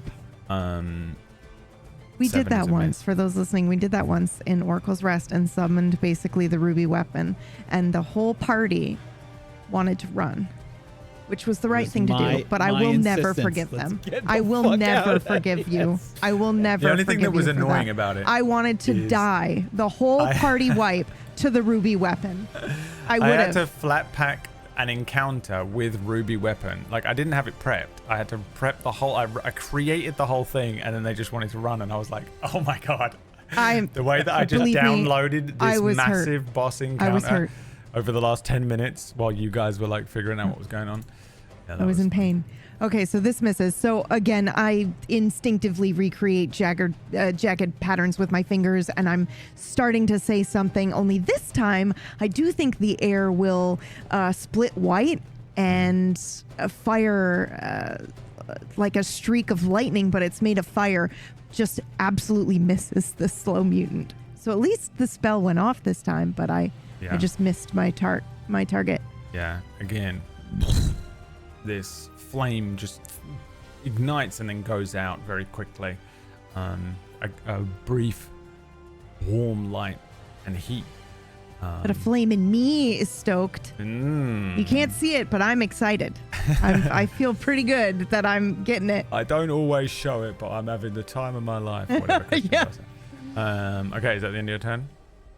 Yes, it is. Okay.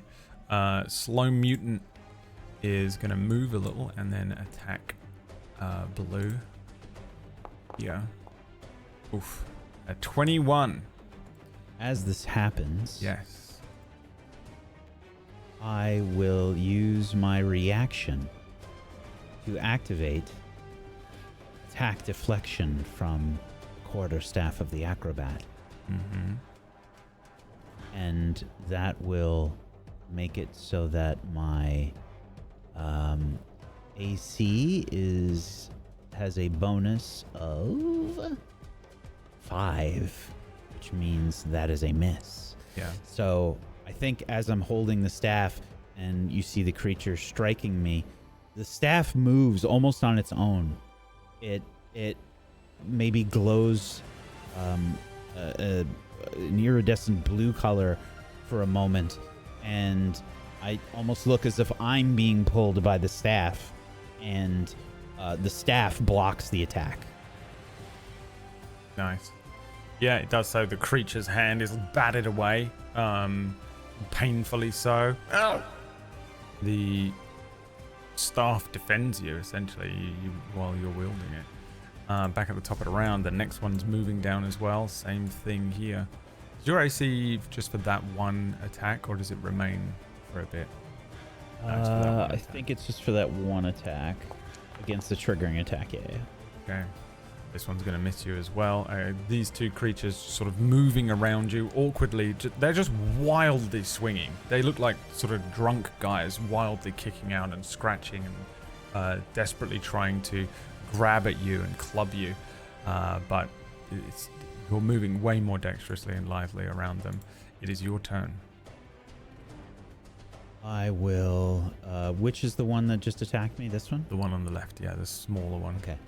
Like a weird little Wolverine. I'm a little bewildered by the staff doing this, and I imagine that I will I probably am paying more attention to the staff this time as I make the strike. I'm maybe holding it slightly differently, and instead of swinging it like a baseball bat, I will try to like aim at its legs with my attack. Okay.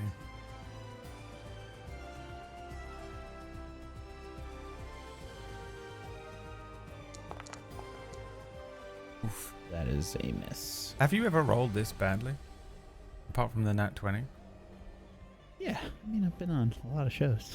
Yeah, but even so, I don't think I've ever seen you roll this poorly over the course of an entire episode. Brad's got to even the. He's got to like even it because he was glazing us, so now he's got to like talk a little shit. No, he's got to. Yeah. Oh, I've been shit. really nice to you on my stream this week. It almost killed me. I was so nice to you guys that I had to take 3 days off. It physically harms me to be so. Thank you so much for the tips, everyone. We've Yes, banked thank you. I 4 was more. 4. Speaking of tips, it's PB's turn. There's so many jokes that I want to make on top of that, but I'm not gonna. I'm just gonna let you go ahead and miss another shot. It's 7. That's insane. It cannot be. No way. Okay. One more, and you instantly win this combat. I am not kidding. Did you rolled a 6 on both of those, but you got a 7 because of your stats. Yeah. Mm-hmm. Okay. Same thing. Yeah. The flame ignites and then peters out pretty and quickly. misses, but I like to think that it's slightly closer, but I still missed. Yeah. This slow mutant is attracted to that flame and is going to sort of wildly swinging towards Blue, stumbles directly towards you, swinging at you this time. Just taking the opportunity since it's there. 22 yes, to hit. that definitely hits me. This one's going to hit you and deal 3 slashing damage here as it sort of swipes at you. Just a nail catching and running across your sort of strange grey flesh. Grey blood, by the way, pours out of you. Oh, really? Warm to the touch. Consistency of blood. Slight tangy, irony smell. It is blood, but it comes out in a sort of slightly darker, almost like charcoal, close to black, but very dark grey blood. The other one is going to attempt to swipe at Blue. What kills me is 3 names go through my head every time I go to say one of your characters' names. Oh, because you know our names? I get Blue and your name. Okay, a 10 is a miss. Another miss is wildly swinging at you, these creatures. Blue, your turn. I will continue my fight with this creature that is attempting to strike at me. Attacking with my quarterstaff.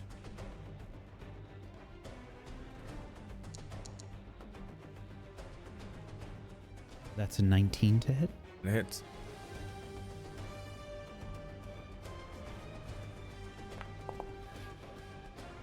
For 2 damage. 2 damage dealt to this, the smaller of the 2 slow mutants. Red, your turn. Fingers crossed that we could do it this time. I am going to hit this guy, though, because he is not in disadvantage range. I That don't go think through? it's disadvantage on the one in melee range because it's not an attack roll, right? Or no, It is an attack roll. Never mind. Yep. Yeah.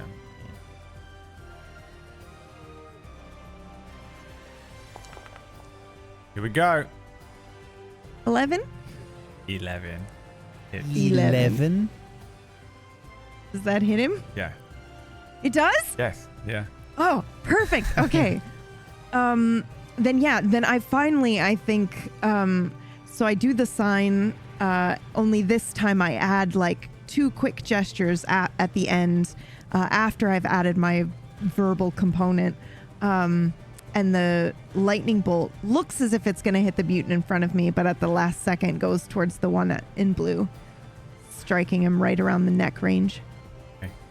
Give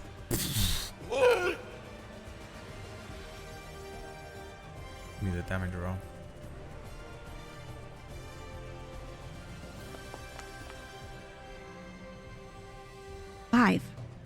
5 damage to this one. In return, a claw swings towards you. Oh, are you doing something else? I was going to back up a little bit more, but Okay. it does do op attack, but I don't think I know that All right. because I'm brand new baby, so I'm going to learn it right now at a thing that probably, hopefully won't kill me. Here we go. 17 That to definitely hit. hits me. Yep. That was the sound that Red made as they. Let's hope I, 3 slashing unlock. damage as it Yeah, okay. swipes at you again. Then it gives Yeah. chase. You can have an op attack if you want, Blue.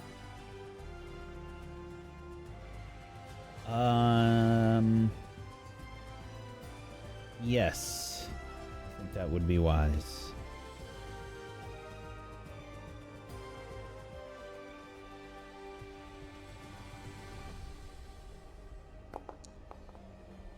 That is a 16 to That hit. hits. Max damage. 7. 7 damage. This one is bloodied. The other one is going to attempt to swipe at you, Blue.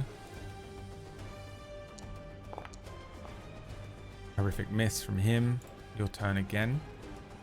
I'm just bobbing and weaving and out of the way. Bob and weave, bob and weave.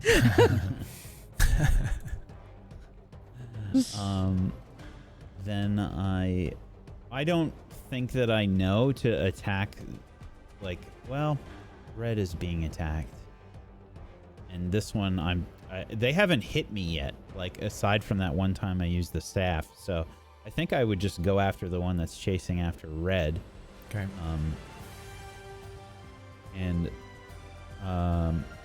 Again, I will try to sort of swing at its legs. Oh, it's an op attack, I think, right? It's my turn now. Really? He's on. Did you his do the turn. op attack too? Yeah, he did. Yeah. Yep. Oh, I missed it. That was the 7 damage. Blinking in and out. Okay. Relay. Yep, ADHD. it's gone. Just reading the chat. That's a 20. That Not hurts. natural. Dirty 20. Minimum damage. Minimum for 2. damage. 2 damage to this guy. He is messed up. He's taken a few strikes from this thing. There's like but a light cracking noise as I aim for the legs. That's it for me. All right. PB. Okay, I'm gonna do the same thing. And this one's gonna hit. Yes. Does hit. Okay, so this one is almost instantaneous because I've done the same set of gestures like 4 times in a row now. I've got it. I say the whatever short phrase it is in whatever language I don't understand that I'm saying, and that I think we smell it before we hear it or see it. But the sizzling, burning hair, if you've ever smelled it, is awful. But you said they're exceptionally hairy, right? This So one I is. think, Yeah. then we smell that as the hairs on its arms and neck and head are starting to burn just from the heat alone, and then we see the flame erupt, and bright white light sear through the air. Yeah. The creature freaks out. Give me the damage. Mm-hmm. Creature on fire temporarily. Oh, Did you 10. Oh, that's max. That's I thought it was a 0 as well. I was losing my mind. You kill it. It just ignites. It's screeching. And then falls dead in the water. The fire immediately extinguished from I'm sorry. the splash of water. Yeah. Did they just get us 2 more unlocks in the time I looked away They from the did. chat? Someone dropped Yes, a thank you fat so bag. much. Anonymous. Yep. Thank you. A Thank Gucci you. bag. Okay. The That was because of I Got finally got the 6. spell that off. was you. Yeah, you Right. did that. That was me. Well done. Thank you. You did I it. was celebrating me. The finally remaining getting my spell. slow mutant here suddenly stops and cowers, holding his hands up over his head, cowering down before the two of you and looking back and forth and beginning to back up, moving. This is the first one that you saw as well. So one of his arms is quite long, the other one a little shorter, holding them above his head. Begins to move backwards away from you. Wait, Essentially, at this point, if you want to kill him, just say how you do it. is that not back towards camp? It's just backing away from you, not really towards your camp, but backing away from you and trying to essentially disengage from you, and then it will Cowering. probably cower and Yeah, move, no, I run know. away eventually. I was saying it in character. Okay. That I think he's going to go back to camp. I don't have an alignment yet. Has this creature is looking fairly hurt? It looks very messed up, yeah. It's bleeding Begging for its life, I red feel. blood and grey blood. Varying wounds. Loads of lumps and bruises from the stick. Oh god. This is so fucked up, but I think I'm gonna kill him. Okay, how do you do it? I do it the same way that I've been doing it.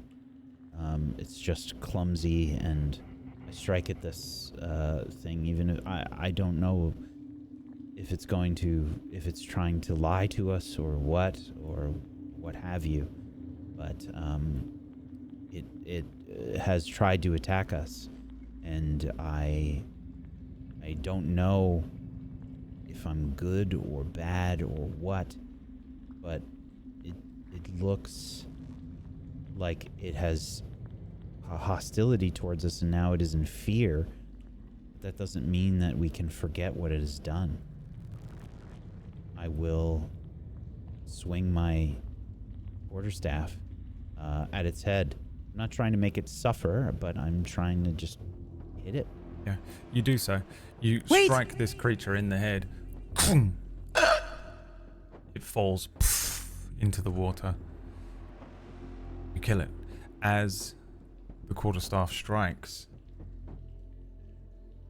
it unlocks a set of memories. Let's spin the wheel. Here we go. We have Oh my god, imagine you get your alignment now. 6. Let's find out. It's spinning. Oh. Here we go. Wax charisma score. Let me just end the combat here. Wacksteven. Your charisma score is 10.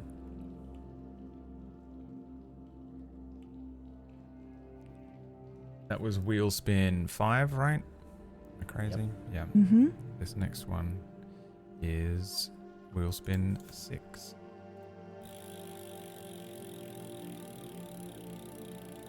Remember, they have an 8 in everything without the additionals. Wax floors. Ooh. Perfectionist, neurotic, massive penis. He has to drag around with him everywhere. So it's just 2 words. Survivor's guilt. We'll put that in there for you. Survivor's guilt.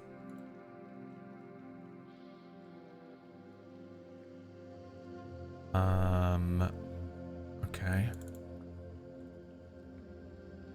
That was spin 6. 6. This is now 7. 7. Thank you so much for the tips, everybody.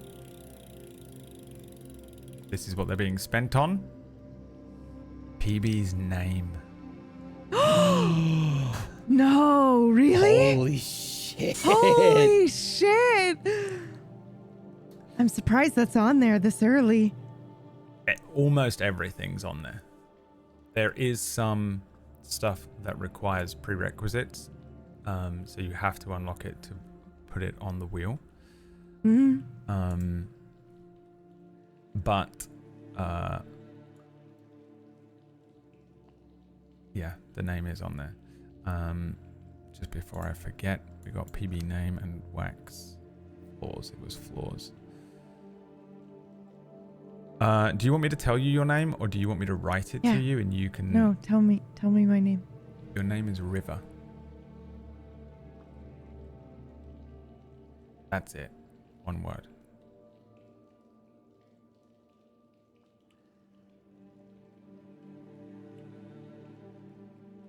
And we're in water. Shit's crazy. And then PB name. I need to take this off the list. That's crazy. What spin was that? 6. 7. That was 7. 7. We're on 8 now. Wow. Here we go. Spin 8.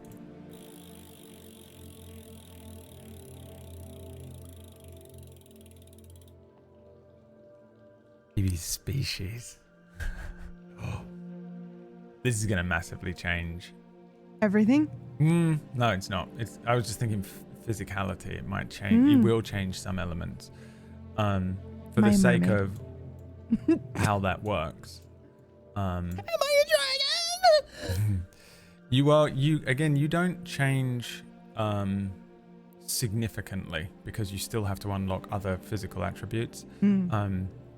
Like your height and stuff will remain the same, but you do grow horns out of the front of your head, and they are long and curled, that come directly out of the sort of top part of your forehead forward and curl upwards and backwards, pointing backwards over your head. They're pretty darn long. You also grow a tail that flicks out, slightly pointed and tapers off at the end. You are a tiefling.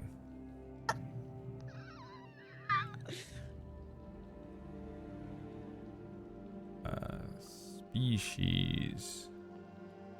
Remember that movie? My nan let me watch Species because she thought it was a kid's movie. I was 8. That's I don't know not how a old kid's movie. I know. It's Almost, terrifying. it's a horror. It's almost softcore porn. It's insane.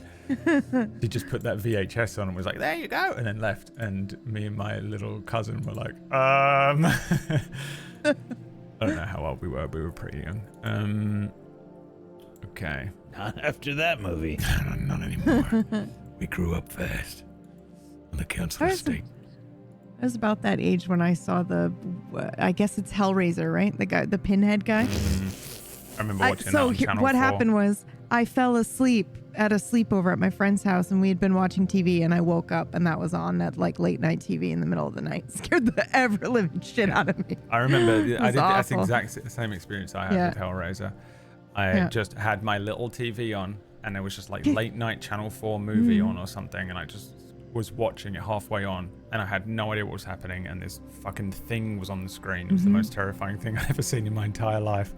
Watched the back end of the movie and then just tried to go to sleep. Yeah. And never stopped having nightmares ever since.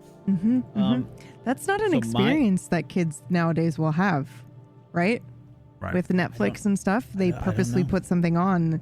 Yeah. You might fall asleep, but you're not going to wake up to, greatest hits and pure moods or anything. Also had a similar experience, by the way, with Invasion of the Body Snatchers, I think. And that shit ruined me for years. It was horrific. The special effects were terrible, but at the time it was like, oh my God, it's real. What number was that? That was I think 8. that was 8, yeah. Right, here we go. We've got 9 and 10 left. Thank you so much for the tips, everybody. Here we go. Spin 9.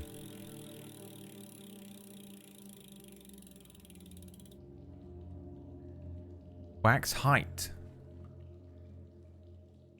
You are 5'9". Nothing can see me. Perfect. Adorable. 5'9".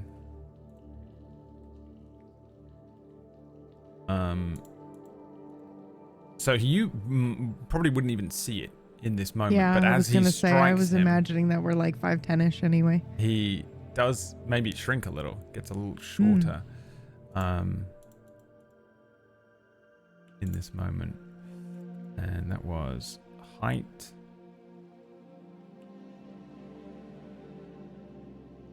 Takes me so long to get these because it's just a text document. Like height. What did we do before name? I did it right. Okay. And then the final spin until potentially more spins or the end of the show. Here we go.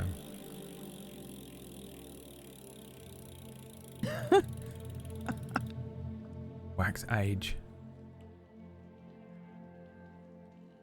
Now get ready to deal with this one, old man, because you I will try.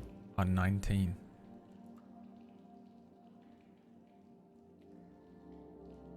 I feel so different, Red. What a baby. With the final strike, boom, you get that sensation of these memories returning, the sensation of these feelings, and then some physical changes. Significantly, the slight height change, the horns, the tail. You remember, you probably just feel an overwhelming sense of guilt or survivor's guilt. It might not register as clearly as that, but yeah, Blue gets this flaw, and then Red learns their name, River. I don't know how you want to manage these thoughts and feelings as you understand these memories and feelings coming back. The last creature crumples to the ground. Behind you is a glowing element to this room, not too dissimilar to the stone that you saw, but it does seem to be larger and more twisted and crystalline and slightly different. The torch providing the other sense of light. Other than that, no more sounds. It doesn't sound like there's any more of these creatures. It doesn't sound like there's anything else significant in this room at this time. It isn't really a cavern that you're in. It feels more like the same circular tunnel has opened up significantly at this point, and is gonna, and as it curls around this turning, it closes again and shrinks down to the same kind of 35 to 40 foot width, and sort of continues on, quote unquote, northward. What do you do?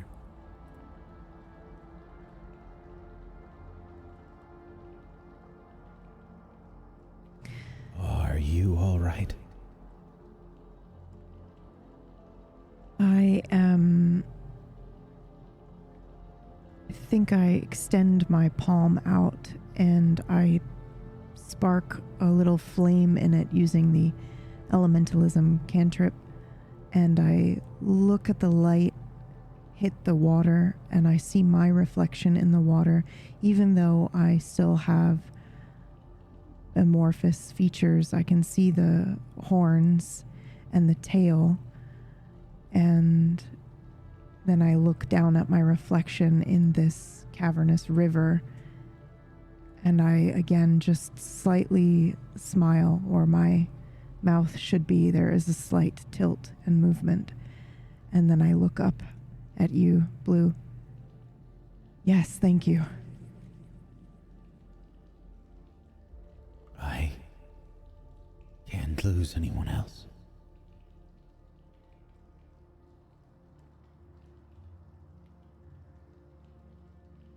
You won't. Do you think this is the meat they were talking about? Should we take this back? I don't know. This is...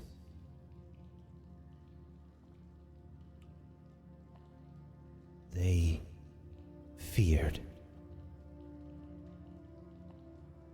Everything fears.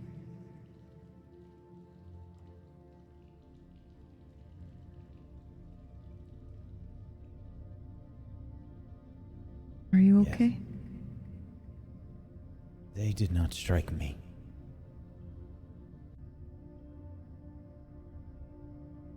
They struck me.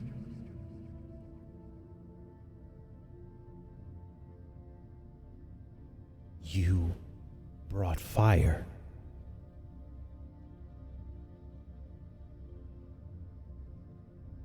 And again, the corner of where my mouth is goes up, lilts a bit, and I raise my hand and I show you the flame that is in my palm, just resting, small.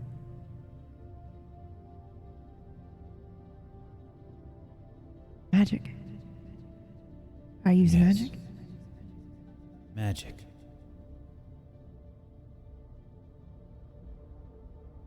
My quarterstaff. It guided me. I was almost badly hurt, and it moved on its own. I followed. I think the term for that is muscle memory.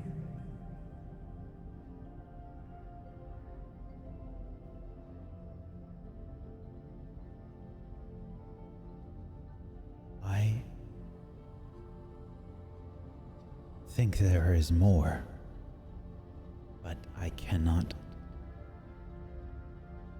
see it.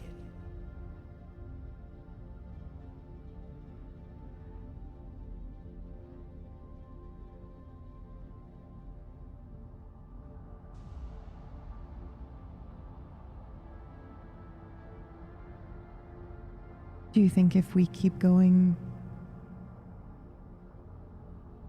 we'll learn more? I do. Are you not afraid? Leviathan would not send us this way if we were not meant to go this way. I'm sorry I missed something, Leviathan. Yes.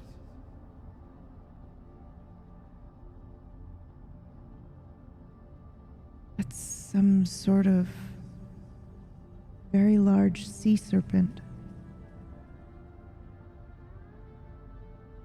It guides me. It is my destiny. Know this now.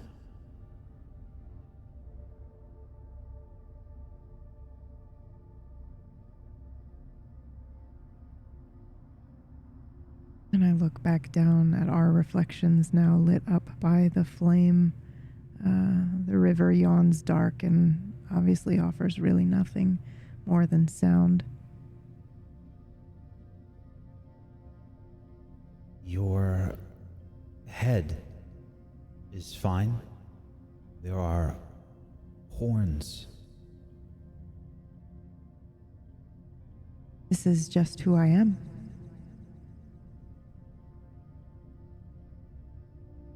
Your destiny. No, not destiny. Destiny feels like the end, and this was the beginning. And I reach up and I touch my horns a little bit. Yes. But I feel like I'm at the beginning now.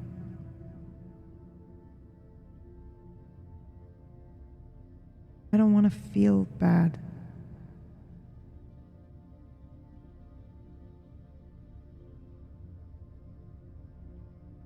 I'm almost afraid to learn more.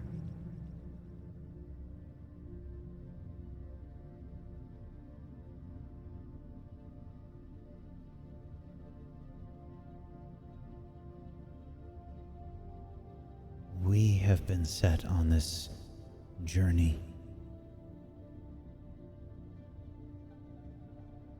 We go back or we go forward. Back tells us nothing. forward tells us more. Everything There may tells be- us something.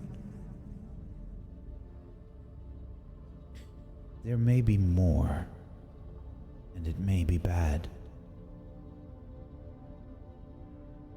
But we will be like them in that place before. Hector?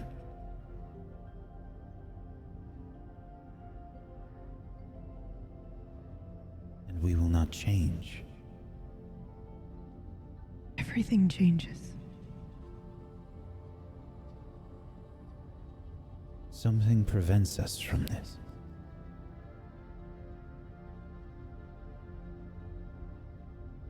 I don't know about that.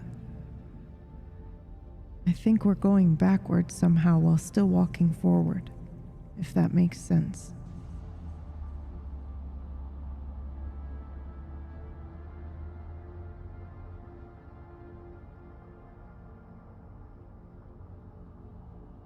All I know is what the Leviathan guides me to believe. I must learn more.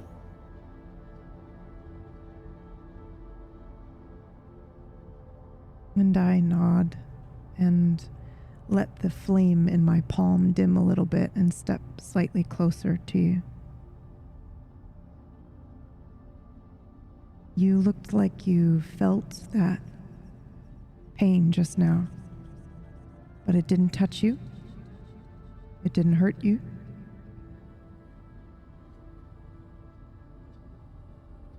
I feel different. There is sadness. Something. Someone.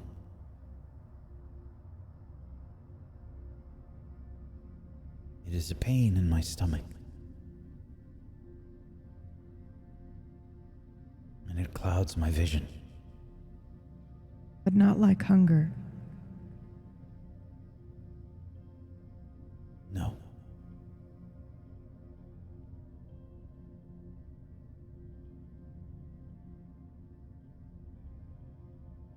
I remember something, but not the details. And I know it was very difficult for me, but I don't feel that pain. At least not yet.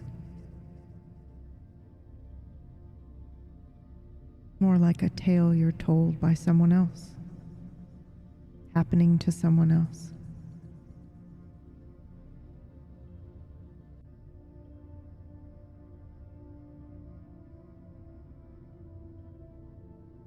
Yes. I feel the same.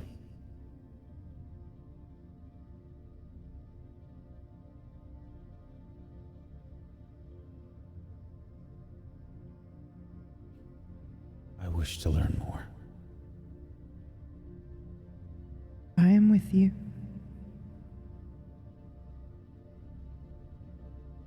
I'm glad.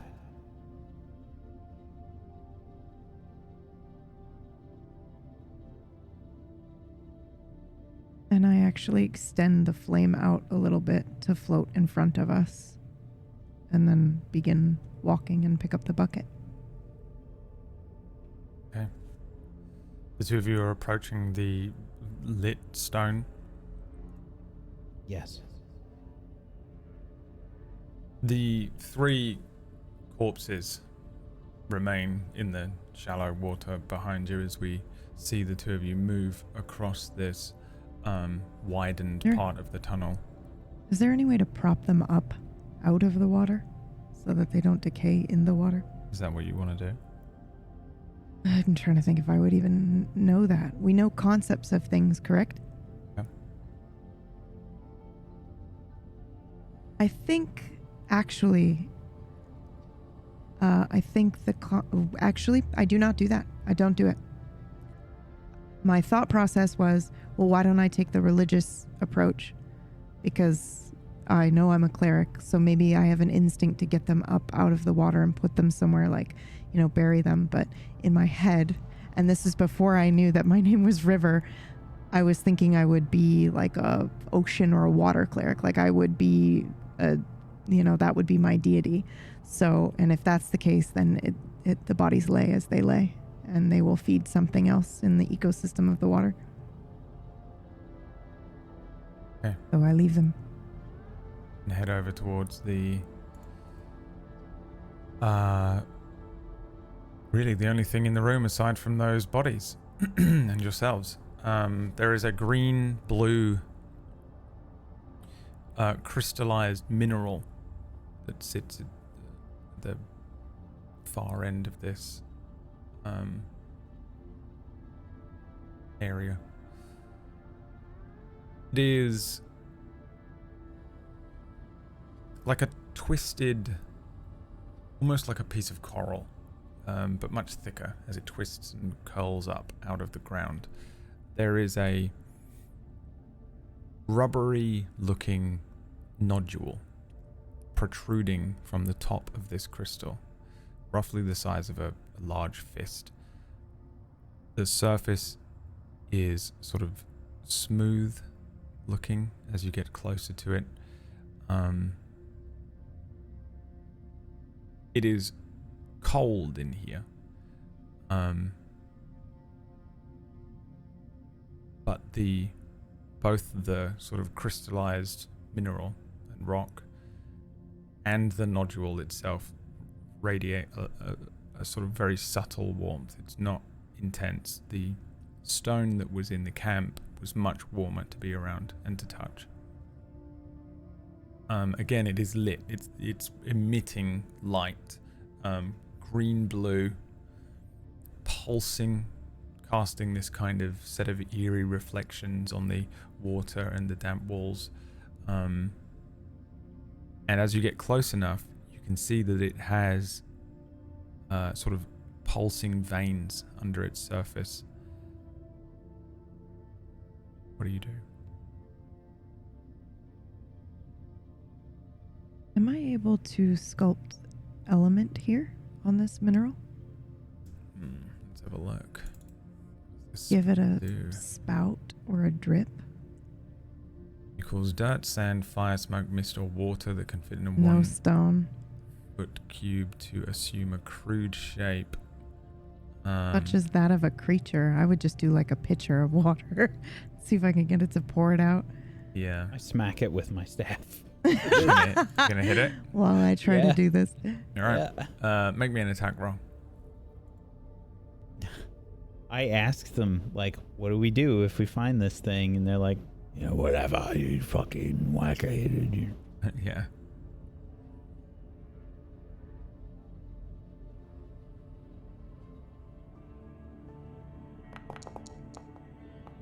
A 10. Crack. You're hitting the top of it, the crystal itself. I think anywhere on it.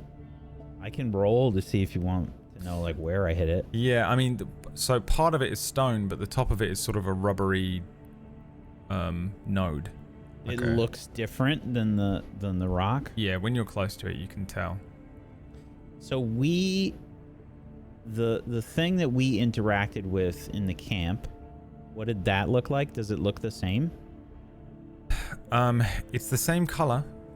It has the same sort of pulsing glow.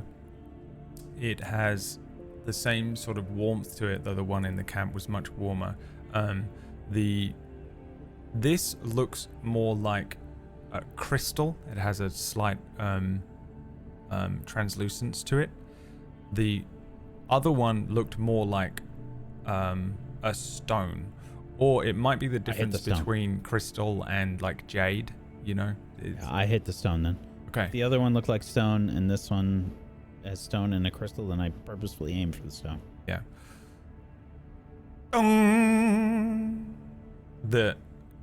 Your staff strikes the crystal and bounces off. Small little bits, like very tiny bits of crystal, chip off where you hit it. But we're talking like millimeter squared bits, like barely anything, sprinkle off of it where you strike it. Other than that, you do almost no damage to this thing. And I think you hit it pretty significantly. It's not like you missed with this 10, you know, or anything like that. You do strike it. It appears to be incredibly tough, incredibly strong. But not so strong that it's indestructible, because you do break a little. You chip tiny little bits off.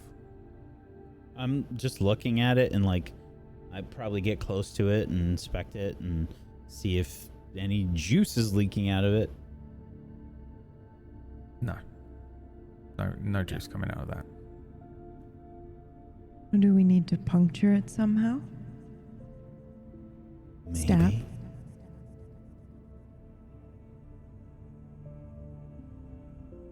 Yeah, I'll stow my quarterstaff and take out the cutlass. Okay.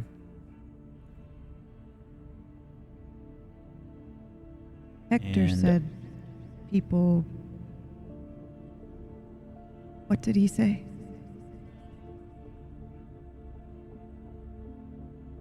A myriad of ways, but did he list any? I mean, he said did list, they but I don't remember. hate it. They use whatever abilities they have upon it. All right. And I just swing the fucking And I cutlass. take a I say I take a step back as soon as he does that. At the Get crystal out again. of the way. I'm a fucking caveman. I'm just At the crystal or at the, Yeah. the tip of it? Okay, yeah. probably Make me the attack roll. probably the crystal. I don't know.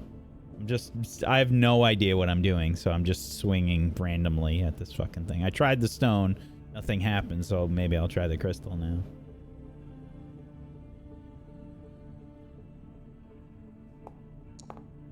I have the bucket ready. 17. 17 strikes this thing. It's a much more accurate strike.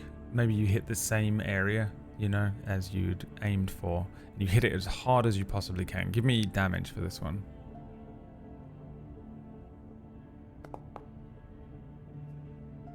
Six. Another kind of echoing off the walls. Unbelievably loud. It echoes down both the tunnel exits that you're able to hear. You still don't do a great deal of damage to this, but significantly, rather than like little tiny pieces falling off of this thing, you fracture a slice of this crystal off that flies off and lands in the water, but it's still glowing for a few seconds before falling dim. I'll pick it up. Yeah, you have like Yeah, a immediately. shard of this thing. Yeah. But it Anything falls. coming out of it? It falls inert, and it appears to just. It feels and looks in the glow like a piece of dirty green glass, you know, like a bottle or something. Yeah. No liquid, and no liquid coming out of the side of the crystal either. It's not a huge chunk. You have not destroyed this thing. This is a large stone. I'm just thing, gonna hack you know. away at the It's fucking like, thing. Perhaps it's maybe here. 3-4 feet up. What's this? Like, as you're talking to me, I'm just fucking Yeah. swinging away. Yeah. Like, I have no idea what I'm pointing doing. to the weird bit. Bits are chipping and I off of it. say, here what's and there. this? By the way, this is like ding ching tong ching tong ching ching. Just constant noise. Yep. Did you want me to roll again? Sorry, I missed that. You can continue to chip little bits off of this. Roll me another damage roll, I think. Though this cutlass only does a 1d6. Right. 6 damage again. Yeah, and another set of chips fall off of this thing. It's gonna take you a while before you really do a significant amount of structural damage to this thing. I will allow it if you want to sit here for the next Can I- half an hour, but it will be hard. It's tough work. Yeah. Can I try to do the sculpt element on either the rubber part or potentially the mineral itself And if that doesn't work, can I try drawing the juice out of it through one of the broken parts? I think Because it doesn't count as this water, dirt, does it? sand, fire, smoke, mist, or water. Yeah, I don't know how specific I think it would say liquid if I could do it to anything, but I would I'll leave it up to you. imagine. I would imagine so. It's probably because there are other spells that allow you to specifically move earth and stone yeah. and stuff. Yeah. And as well as there's like water spells that let you do the same kind of thing, I think. So they're probably being specific here for that reason. So I would say, yeah, this doesn't work. Like you attempt the spell, it doesn't seem to have any effect on the crystal itself. And then you attempt to sort of. There might be a slight resonance as you try and move the water in this thing. There's a slight resonance and a slight connection, but not one that suggests that if you just keep at it, it will work. More like you gain the understanding there's an element of water to it, but it isn't really water. You feel a significant connection with the water around it. The waters on the walls and that your feet stand in. Very, very strong connection as you begin casting this spell to that water, but the liquid that is inside this thing that is potentially moving through the veins that are deep within the crystal, it doesn't. You're unable to draw it out. Clang bong, clang clang. Wait. Can I touch it? You can. The crystal or the node? The crystal. Um, Well, either. Because I don't think we did that. And I think when we touched the other one, we had a memory. So I think it just kind of hits me to try that first. They both feel different. Okay. So which one would you like to touch? Well, what do they feel like? I'll touch them both. It's hard. At the same My time? aphantasia bullshit is kicking in. I don't know what I'm seeing here. A crystal mineral. Yep. Think like Final Fantasy VII Mako. Yep. Crystallized. Mm-hmm. On the top of it, there's like a rubbery ball. Oh, okay. Yeah. Okay. Yeah, I'll touch them both. Okay. I'll probably, kind of run my hands over the crystal first and then go up to the node. The crystal just feels like a slightly warm stone. It's exactly what you would imagine a crystal would feel like, but with an element of like it had been sat in the sun. You tell me, like woo girl. And it feels a little like it feels dry compared to the other stone in this place. Okay. And it's just Does it's it relatively feel like warm the to other touch. one in the other room that we touched? I guess so, but the other Okay. one it was just a stone to touch. You don't okay. have an immediate reaction, like with this, like with the other one. All right. When your hand touches the nodule at the top, it's kind of rubbery. It's smooth and slightly elastic. It feels like firm enough to resist easily tearing, but way less resistant than the crystal itself. Here. Just gently cut here. Yeah, I'll do as she suggests. You I have okay? the Give bucket. me a sleight of hand check to do it gently. I just don't want him overhand whacking it. He doesn't have to necessarily go super gentle, but 11. Does it as gently as he can, but it is not. Listen, I'm 19. What do you expect? It's not surgical with a cutlass. He runs the blade down it, and then suddenly there's a rush of liquid that begins pouring the out of bucket this ready. thing. Yes. It just immediately, the juice courses out.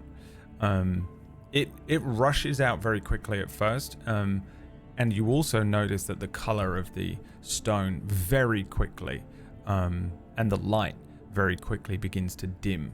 The bucket doesn't entirely fill, as this thing just looses all of the juice immediately, quickly, rushing into this bucket, and then the exactly like that. We've all been there on the motorway with nothing but a Pepsi bowl.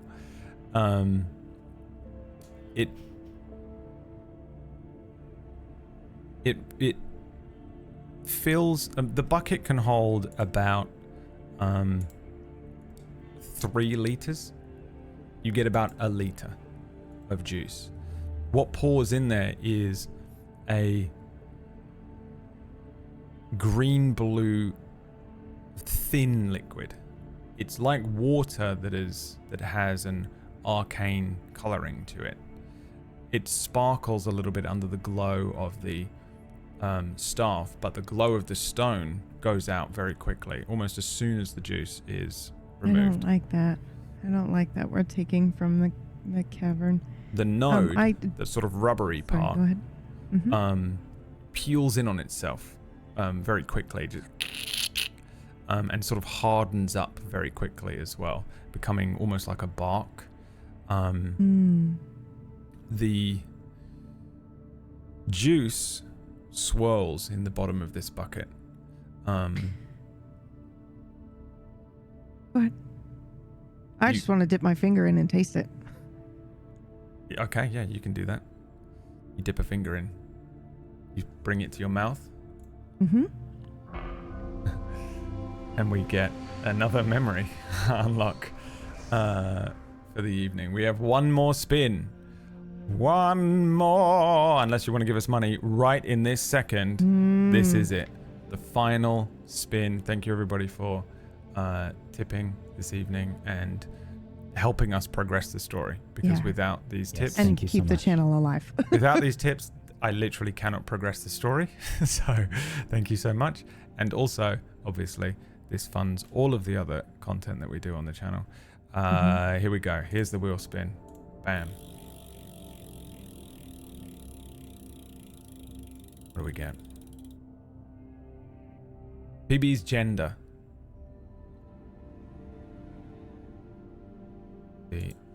What I wrote down. Now, I'm pretty sure I remember, but I want to double check.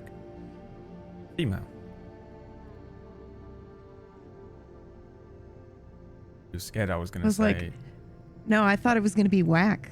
I thought I was going to take rub it on my lips and then it's going to be whack reveal. And I was going to be like, oh no. I thought you were scared I was going to make you play a guy or something.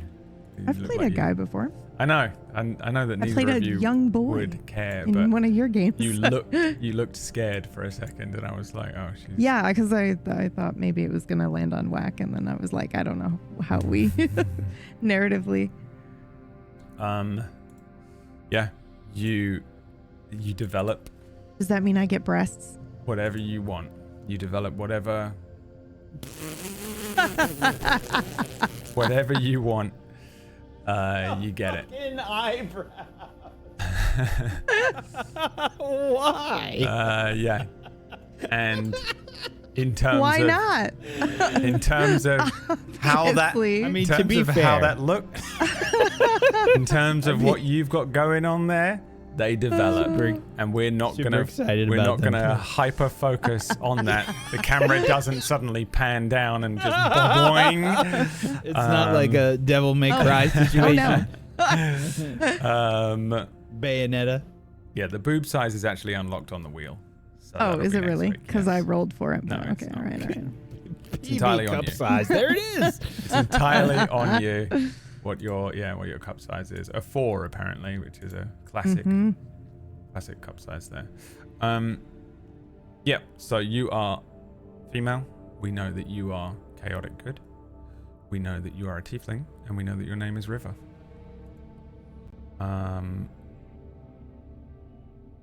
as you taste this, it tastes salty, but not as salty as like salt water. There's a salt element to it. There's that vinegary taste that you might get to it. It's quite acidic and bitter immediately. But there's almost a muddy, vegetable kind of element to it. Like a root vegetable? No, more like wet leaves. Ooh, okay. Yeah, kind of there's a plant matter like damp element. basil. Okay. Yeah. Your leaves are wet. But it's a strange mixture. My leaves are green. A salty, salt and vinegar, wet I basil. love 8 weeks of this of you guys giving me shit for Salt this show I and ran vinegar. 7 years ago. Wet basil will do. The last thing is, while it doesn't taste like it, as you bring it up to your nose, there is a faint sort of tobacco scent.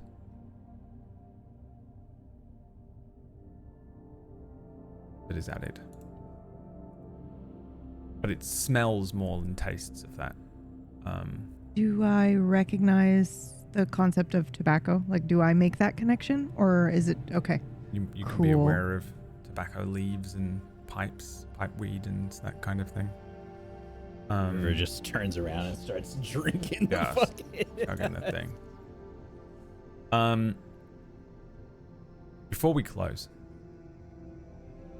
we see the reflection of river, their warm orange and red flame reflecting off of the damp walls, the reflection of blue with their glowing green staff reflecting off the surface of the water, and a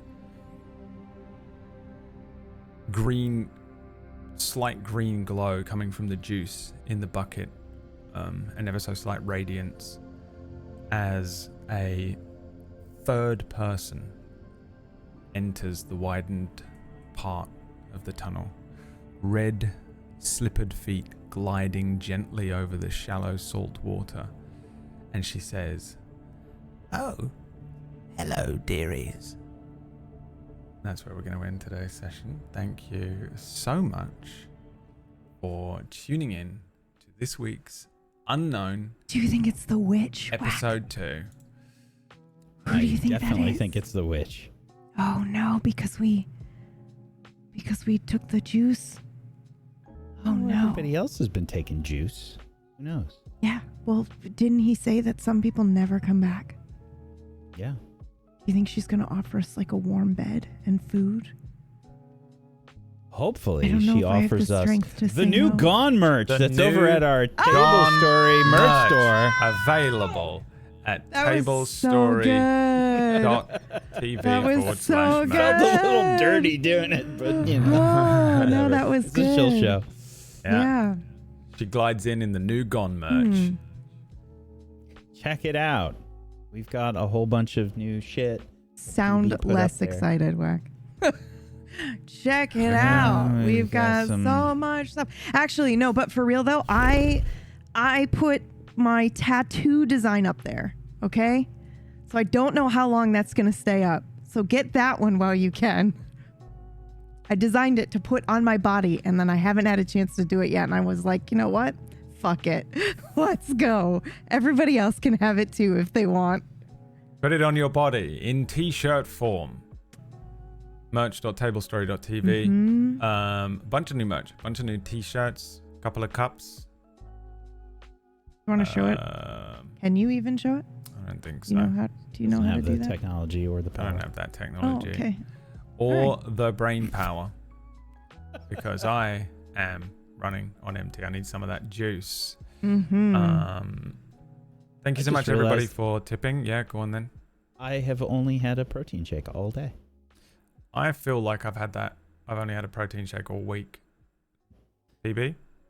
I take care of myself. A liar. Lying. Oh, the fucking super lie. Tea has never eaten a meal in her life. Always forgets. You know what would have been perfect timing is if her spine like made a popping noise as she said that. Yeah. Yes, just for you, Dead Mind. You asked for the zipped hoodie, and then somebody else, I think it was even Piranha and Bear in the Discord, were like, we want a minimal, like just a logo or just a design. So I did all those things. Thank you, by the way. Those of you who are posting merch wish lists, we do see them. So thank you. Keep that coming. More things that you want. Tell us what you want. Yeah, we will get you what you want. Also, there is a design for a Dex Ollied t-shirt coming at some point. I just need to hire somebody to actually do it. But I have it in my head. I know exactly what it looks like. So that'll come too at some point. Thank you. All right, I'm rolling the credits. It could take 25 minutes for it to begin. So could take 2 seconds. Could take 5 years. I have no idea. Who knows? I'm so glad that it always does this to us. It's my favorite thing of the Friday show. It's just unreal. None of our other shows do it either. It's just unbelievable. It's just this. All right. Well, thank you for the support, everyone. Yeah, it is thank you. Unbelievable how you come out every week and support the channel, and hopefully Marie. Is this? Wait, you said the NPC was Marie, not this whoever we just met. His name just Marie. Correct. Yeah, one of the NPCs in the camp is now known as Lady Marie. Still available Lady to kill Marie. if you disappoint if you disappoint us. For no reason, you just go all the way back there and just thrust the cutlass into Lady Marie's chest. I have size 4 breasts. Size 4 on breasts. a 1d4. Yeah. Mm-hmm. Which, I mean, if there's only 4 sizes to pick from, means... You do the math. Okay, we're not going to think about it too much. That was all of the things unlocked. You unlocked your breast size in my very serious immersive show. I'm so sorry. No, it's fine. It's hilarious. And we'll see if Wack can unlock some breast size. Breast Nice. size. Maybe something else. You had to pick the size this time. Be nice, wouldn't it? We'll see. Next week, more unknown. Episode 3. Tune in next Friday. Thank you, everybody watching on the VODs. If you want. Thank you. Thank you for all the nice comments on YouTube. YouTube comments were very nice. They were so nice. They were so nice. Thank you, guys. If you tip during the week, it should count towards the goal. I should be able to calculate it to be able to he wrote for the listeners and viewers, he wrote in the chat room, roll a 1d 8.5. Interesting that's your limit, Trench. Tips lucky tips are tips can be counted in the week. So if you come through to the channel and you tip during the week, it should count for next week. So we might, if you tip, if you're a VOD watcher or something, you're watching on Wednesday, and you want to tip, it will it should be on the bar for next Friday. And if there's any technical issues around that, I'll be able to keep on top of it and take a look at it. So any midweek tips will count towards potential spins of the wheel in between sessions. Other than that, we'll see you on Sunday for Deathless, Tuesday for a very special episode of Side Quest, Thursday for a very dull episode of Main Character. I've seen the script. And like something else exciting coming in like a week. 2 weeks. I don't think I can say what it is yet. All right, well then But there's something cool then coming. we're going then. All right, bye. Yep. Thank Okay, you bye. for the tips. We love you. Bye. Bye. Bye, bye, bye.